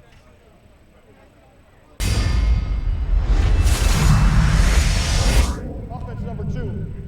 Penalize 10 yards from the spot of the foul. Repeat 1st down. Well, they call it on Cobbs on that far side, got locked up on the corner on that left side, trying to set the edge for Peterson so he could turn the corner. And so the 10-yard penalty will make it a 1st down here for the Redmen, but back in their own territory, back at their own 42. And spotted the foul in Coward, so it's not quite 20 yards. I think it's about 1st and 18 here for the Redmen. Again, Peterson with the call, left side, and Peterson ran right into Jake Gates. Gates lost his helmet on the contact, that time making the stop. Also in there with some help was Tate once again. Ball spotted out at the 42-yard line, no gain on the play. 2nd down and 17 here for the Redmen. 2nd down and 17 from the 42-yard line. Olis again will work from the pistol. This time rolling to his right. Stops, now throws left. Nobody out there. Threw it away, incomplete.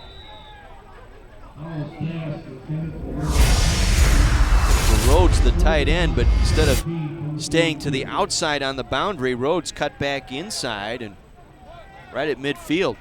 Some confusion on that play. Sets up 3rd and long here for the Redmen. Stops the clock, 8:03 to play. Redmen leading 29-17. Calderero in now for Carthage, along with Peterson.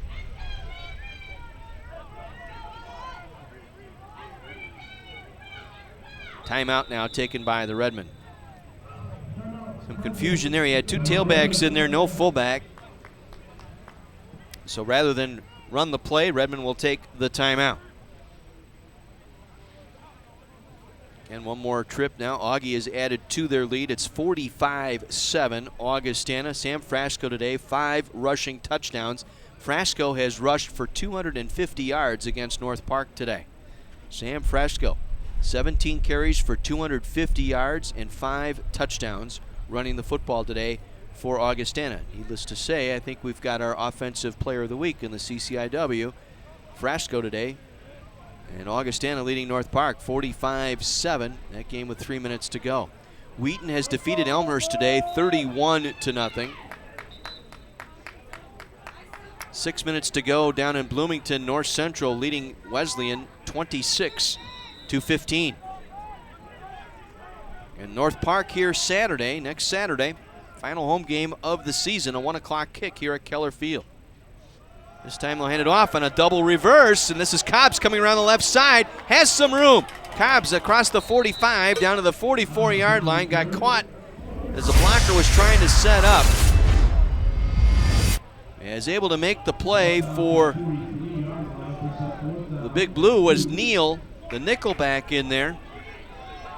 Be short of the first down by about 2 yards. It'll bring up a 4th and 2 once again for the Redmen. Rather than punt this one away, I think the Redmen are going to go for it here. Clock rolling, 7:25 to play, leading by 12. Olis remains in there.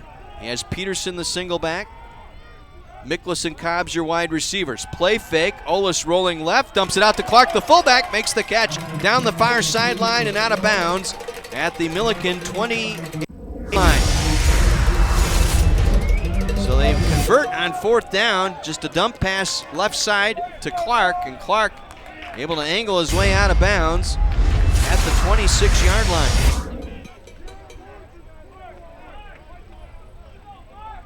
So Carthage will retain possession here.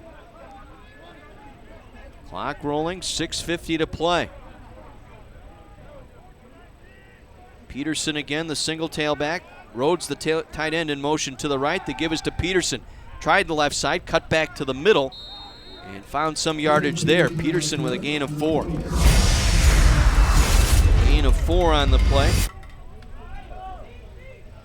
Once again, Neal there, along with Gates making the stop. And this is where Carthage in that running game comes in handy. Just grind this clock down with this lead.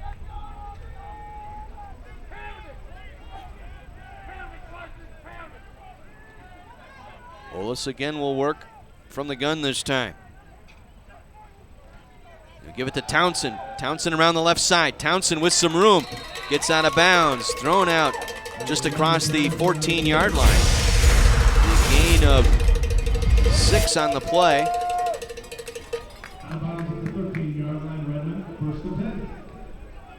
Checked out a gain of 9 on the play for Townsend on the carry. London Townsend with a fine afternoon. 9 carries, 133 yards today for Townsend.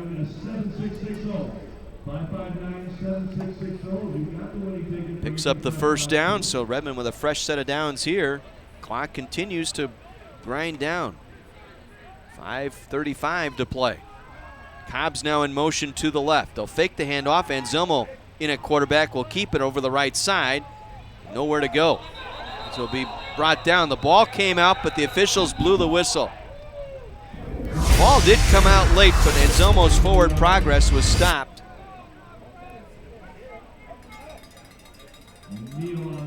Neal was there, and then the ball came out just as the whistle had blown, the play dead.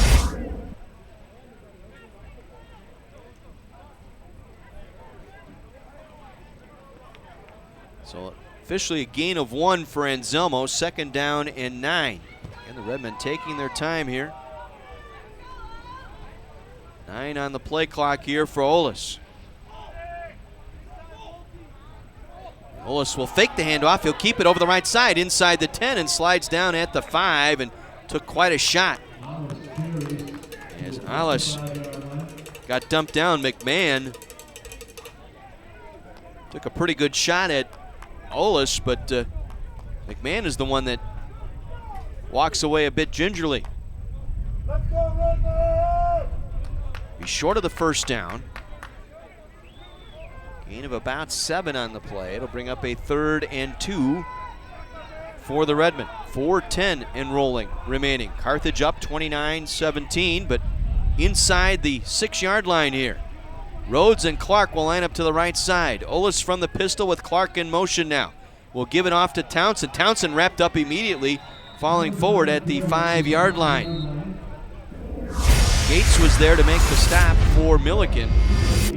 Now Millikin will take a timeout, forcing a 4th down here, and the Redmen with a decision to make with 3:54 to play, facing a 4th and 2. Redmen leading 29-17. They do have the wind at their back, the Redmen do. So you could see Unland on here to kick the field goal, I should say.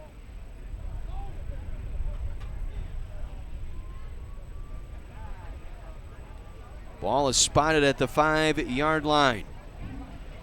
So Millikin taking their first timeout of the half. Each team has 2 timeouts remaining.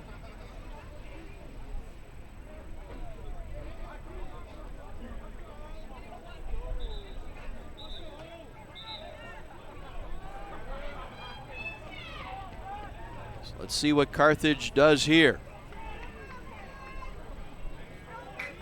They're going to go for it here, I believe, on 4th down. Olis will lead the offense out. Townsend will be the single back. Cobbs and Miklas split out to the left side. So 4th and 2 from the 5-yard line. Clark in motion. Olis fakes the handoff to Townsend. Rolls it out, completes the pass to Rhodes into the end zone. Touchdown. Touchdown, Carthage College. Javier Rhodes, the tight end, with the reception. They fake the handoff, roll Olis to the right, and Rhodes all alone inside the 5 made the catch. He lost the football, but he would already cross the plane for the touchdown. And for Rhodes, his 2nd touchdown of the season. Unland on to kick the extra point.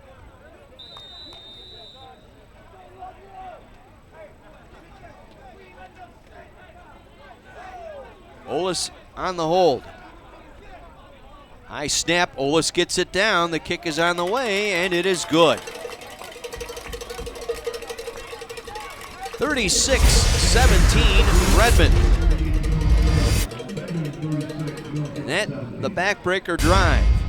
Olis to Rhodes, capping off a 14-play, 86-yard drive that shaved 7 minutes plus off the clock, resulting in the 5-yard touchdown to Rhodes, and that makes it 36-17 Redmen. Carthage seeking their first 2-game in-conference winning streak since 2010. You have to go back to the last 3 games of that 2010 season, the last time the Redmen won back-to-back games in conference. I believe it was Elmhurst, Millikin, North Park, those last 3 games.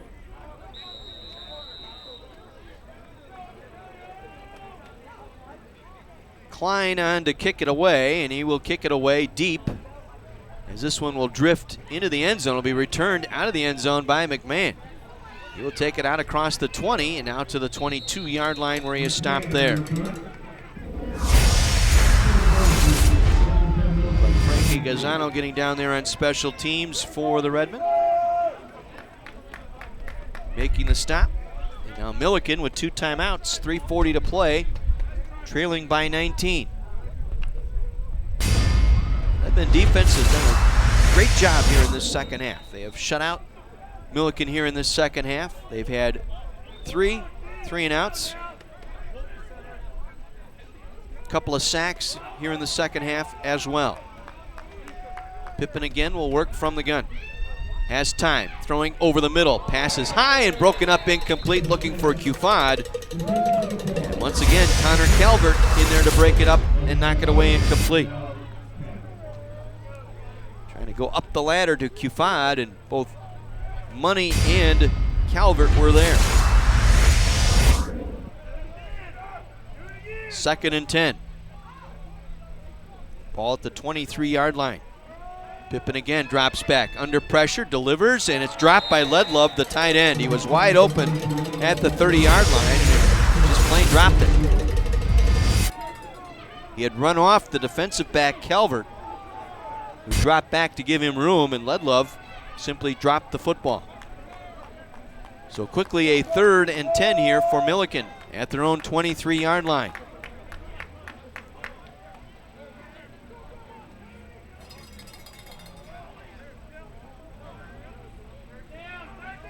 Pippen has Ganley in the backfield. 3 receivers going out. Pippen drops back, looks to throw over the middle, and it is incomplete. Ball is thrown low, skipped the turf. Again looking for Cufad, and again a great job by Connor Calvert on the defense. He was with him right there. Again prevented Cufad from making the reception, so the 4th 3 and out.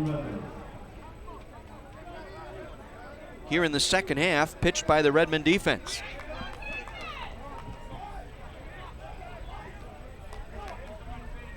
Fox on to punt into the wind.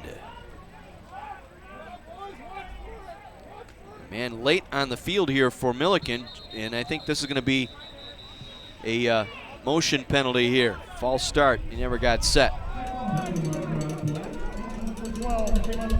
Illegal procedure. So legal procedure here on the Big Blue. Move them back 5 more. Make it a 4th and 15. Bazrick will move up to midfield.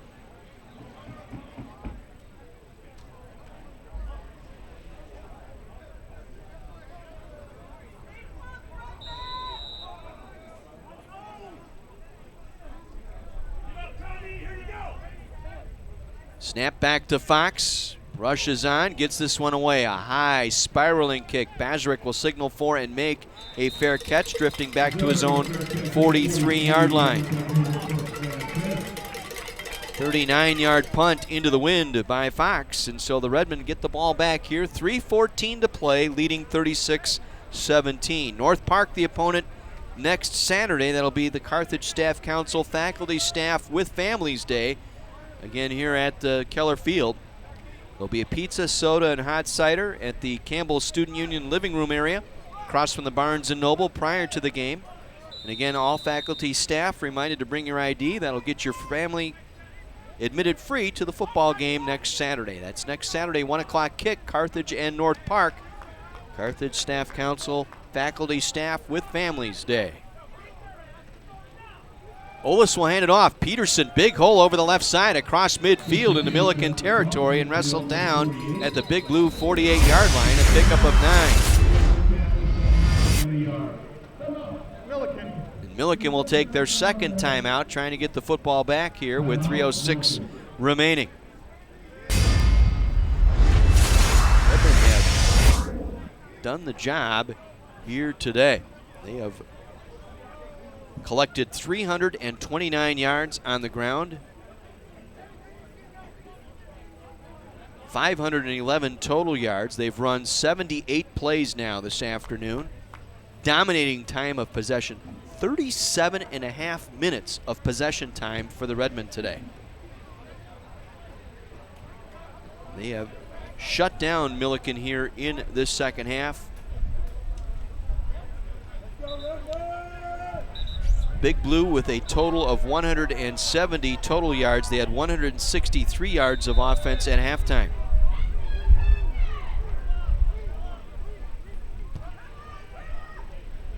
Olis gets them set following the timeout. 2nd down and 2. Peterson again, the carry. 1st down, Redmond inside the 45, down to the 44-yard line. Another 5-yard pickup for Peterson.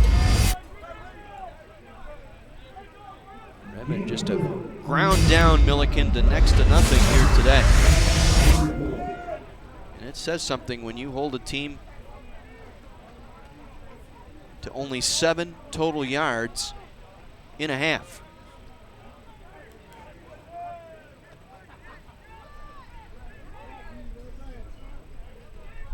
Only 3 pass completions in the second half by Pippin. 1st and 10, Redmond. Again, they'll hand it off. Peterson. Again, Peterson keeps it between the hashes down to the 41-yard line for a gain of 3. And to make the play for the Big Blue on defense was Romero. Carthage will get an official winning streak now for the season. 2 in a row here for the Redmen in conference. They will get back to 500 overall at 4-4. They'll get to 3-2 in league play. And they have North Park in here next week. A team that got rubbed down pretty good by Augustana today as Peterson again takes the ball down to the 35-yard line. 6-yard pickup, short of the first down, and Millikin will take their final timeout with 1:47.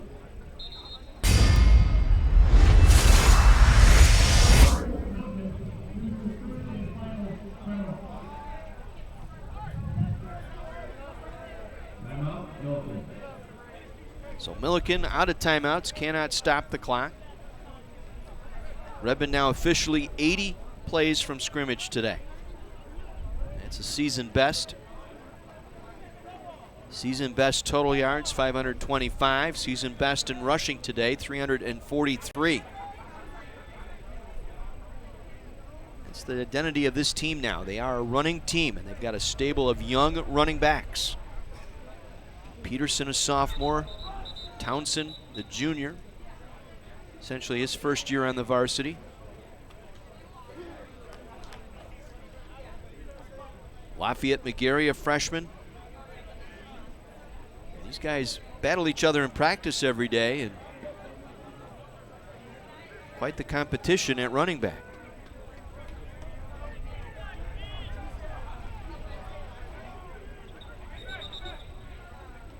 Now the umpire stopping play. We got Mike Yeager out on the field. I'm not sure what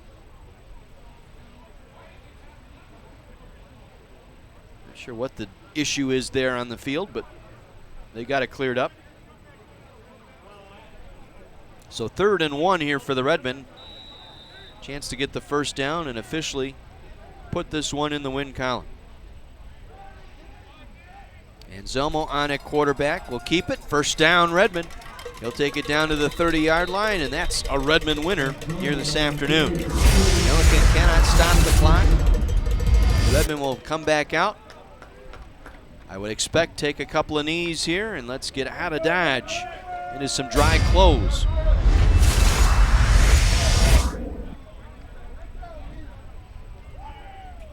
So victory formation upcoming for the Redmen. They have dominated this second half of play. They have limited Millikin to just 7 total yards here in the second half. As Olis will take a knee. But rushing for over 340 yards today. They limit Pippin to just 3 pass completions here in the second half. Take advantage of that, and the offense getting in gear. And again, I talk about that first drive here in the third quarter. It was important the Redmen, I think, make that stop and make that statement here for the second half after allowing Millikin to march down the field late in the first half and kick the field goal to give the Big Blue that 17-16 lead, knowing they were going to get the football back to start the second half. That was huge. Ullis with a final knee, and that will do it here this afternoon. The Redmen, a 2-game winning streak. They have now won their 3rd conference game of the season to go 3-2 in the league. They are now back at 500 at 4-4 overall with a convincing 36-17 victory over Millikin, their 12th in the last 14 meetings between these two schools. 36-17 your final here at Keller Field. We'll pause and take a 2-minute break. Back with our post-game report, including a visit with head coach Mike Yeager. All that coming up in our post-game right after this 2-minute timeout on AM 1050 WLIP.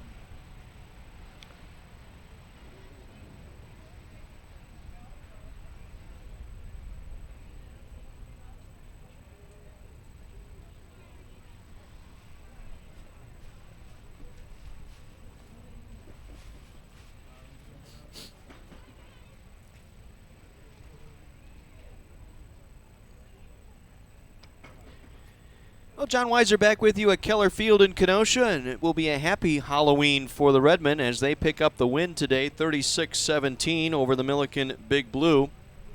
Carthage trailed at the half, 17-16. Millikin got the ball to start the second half, and the Redmen defense kind of set the tone for the second half. They got a quick 3-and-out, forced them into a punt. Redmen got the football back at their own 47-yard line, and 6 plays later, a 6-play, 53-yard drive, and it was Nick Anselmo on 4th down and at the 34-yard line, facing a 4th and 1 at the 34. Ran it in from 34 yards out, and that really set the tone for the second half as the Redmen reclaimed the lead 22-17 as the attempt for the extra point was fumbled by Olis, the holder, and then it was picked up by Robbins for Millikin, who raced it back to the Carthage 30-yard line and did not score. So it was 22-17 at that point. Carthage got another stop on defense, got the football back, and went quickly. A two-play 80-yard drive. London Townsend with the longest rush in his Carthage career.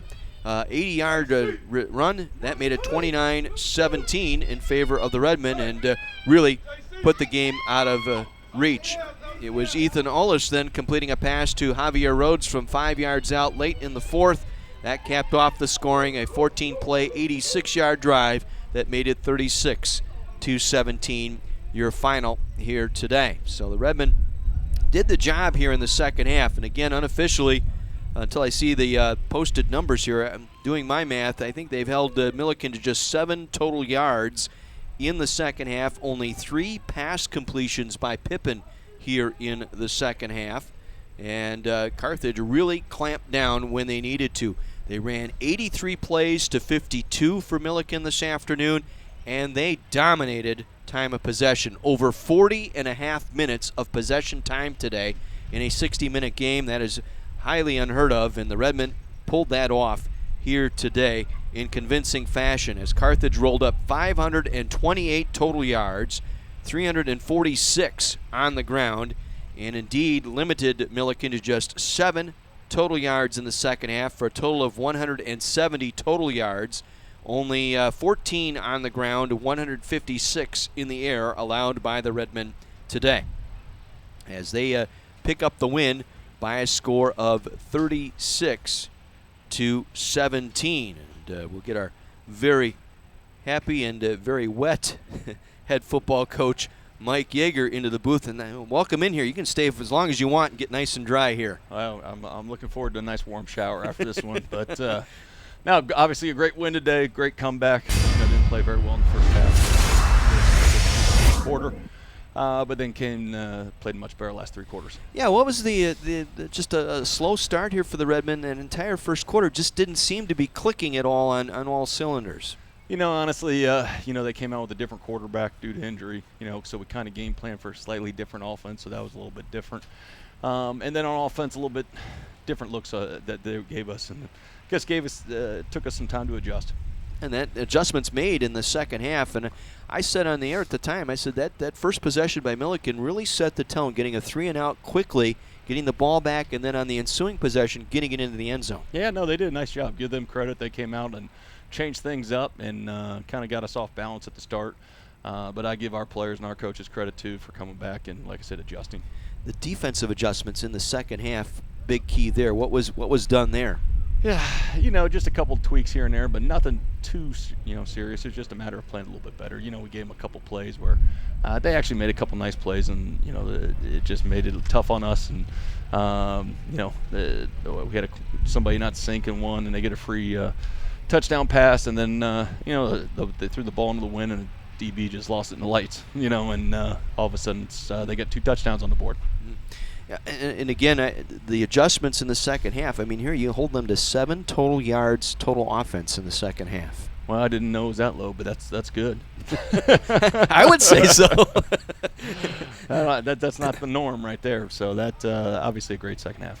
And you ran the ball today. I think officially now we can call this a running team as your calling card. Slowly but surely. Again, if we can establish the run, and it took us a while today. Like I said, they gave us some different looks up front to try to slow down our run game. But I believe in our guys. I believe in our coaches. That if you give us time, we'll find the adjustments, and then we'll be able to run the ball.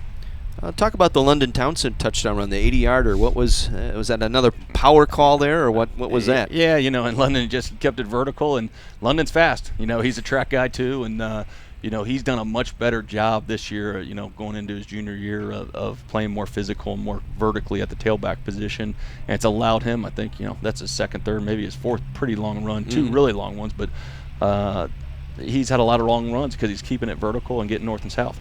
And I kept remarking, I says, this has got to really please you, a stable of young running backs that are going to be back next year between Townsend, Peterson, and McGeary. I mean, and it's a competition every day in practice. Those guys really get after it. Yeah, no, they do a great job, and it's nice having that many guys, ideally you want to get to the position where you're like in Alabama. It has 3 or 4 tailbacks, and guys don't get worn down. They stay fresh throughout the year. I think that we're starting to see the benefits of that right now towards the end of the year because our running backs are running hard, and they're not dinged up because they don't have 200 carries on the year. They're ready to go. Olis today, another solid performance, 13 of 22, 174 yards, 3 touchdowns. That's 6 touchdown passes in 2 weeks and no picks. Yep, and under these conditions, wow. It was when you get wind and rain, it makes it really, really tough, and he threw a couple really nice balls into the wind. And did a really nice job again. Like I said, if you can throw 6 touchdowns and no picks, you're doing pretty darn well as a quarterback. Certainly did here today. And, again, your offense today, 40.5 minutes of possession time, 528 total yards, 83 plays from scrimmage today. Yeah, and even more in the second half. I can't imagine what it was in the second half because we just did such a great job defensively of getting them the ball back. On offense extending drives and, doing a great job on money down on 3rd and 4th down. And again, a lot of those issues on 3rd down is, I tell the offense, hey, you got 2 here, so we try to get a little bit back so we got a chance to get the conversion on 4th. And a lousy weather day today. No problems with ball security today. Yeah, it's good to see. We've been working on it. Obviously, really only 1 turnover with the blocked punt. It's basically a turnover, but besides that, the offense did awesome. And you got basically broke even with that with Connor Calvert with another interception. Boy, this kid continues to shine back there in what is a young secondary. Yeah, he's getting better. It's only his. I think this is game 8, and he's only played 4 or 5. So he's continued to get better. We got a lot of young guys back there. They're all getting better. So you get frustrated with young guys at defensive back because you're going to give up a couple plays like we did today, but they keep bouncing back and making big plays for us. This team continues to make steps forward. The progress is, you can see the progress that's being made from an 0-6 team, from an 0-7 team from 2 years ago in the conference. Now you're sitting 3-2 with a legitimate shot at getting maybe to 5 wins in the league here. Yeah, no, we'll have a great challenge here this week against North Park, and our guys have been resilient all year. We've faced adversity, we've lost, but they keep responding. Every single week they come out, they practice hard. Tuesday, Wednesday, Thursday, and that's given us a chance. It hasn't meant we've won every game, but they just keep working hard. They keep responding, and I know we'll come in tomorrow, we'll clean things up because obviously we didn't play perfect today. We got a long way to go from that. But I think we'll have a great week of practice and put up a good fight against North Park. I think that's a testament to your coaching staff too. I've watched them in practice. I've watched them, in the walkthroughs and in the meetings. I mean, it's all positive. It's all get them to look at and take responsibility and say, hey, this is what needs to be done. But also at the same time, I know this is fun. This should be a fun sport. You should be playing for fun. You should be having a good time out there, too. Yeah, it doesn't matter if you're playing pee-wee ball or getting paid $1 million. This is a really fun sport, and you got to enjoy it. You got to push yourself. It's not all rainbows and lollipops with the coaches. We'll get after you a little bit, but don't forget why you're playing the game. And so if you remember that, you'll play with passion, and you got a chance to play really, really well when you do that. Rainbows and lollipops. I got to remember that one next time. But big win here today. Get you back to 500 overall, over 500 in the league, sitting at 3-2. A logjam there in that 3, 4, and 5 position now with the win here today. And Illinois Wesleyan on their way to a loss down in Bloomington today. So only one undefeated team remaining in the league now, and that's Wheaton. Yeah. Obviously this is a good football league, and we beat up on one another. It seems week in and week out. So, like I said, we'll have to come back, have a great week, and you guys will enjoy this tonight, and we'll get back to work tomorrow to come get a W next week. We won't have a goblin answering the door at the Yeager house for trick or treating tonight, huh? Well, I'm gonna be out and about with my kids, so I get to go back out into the rain. Oh no! For a couple hours. So. You just spend 4 hours out here in the rain. They're gonna make you go take the kids trick or treating. What's going on? Got to do it. Here's the updated stats. John Voinovich put those up there. That's the standings as of today now. So Wheaton at 5-0, North Central 3-1, Illinois Wesleyan at 3-1, Carthage at 3-2.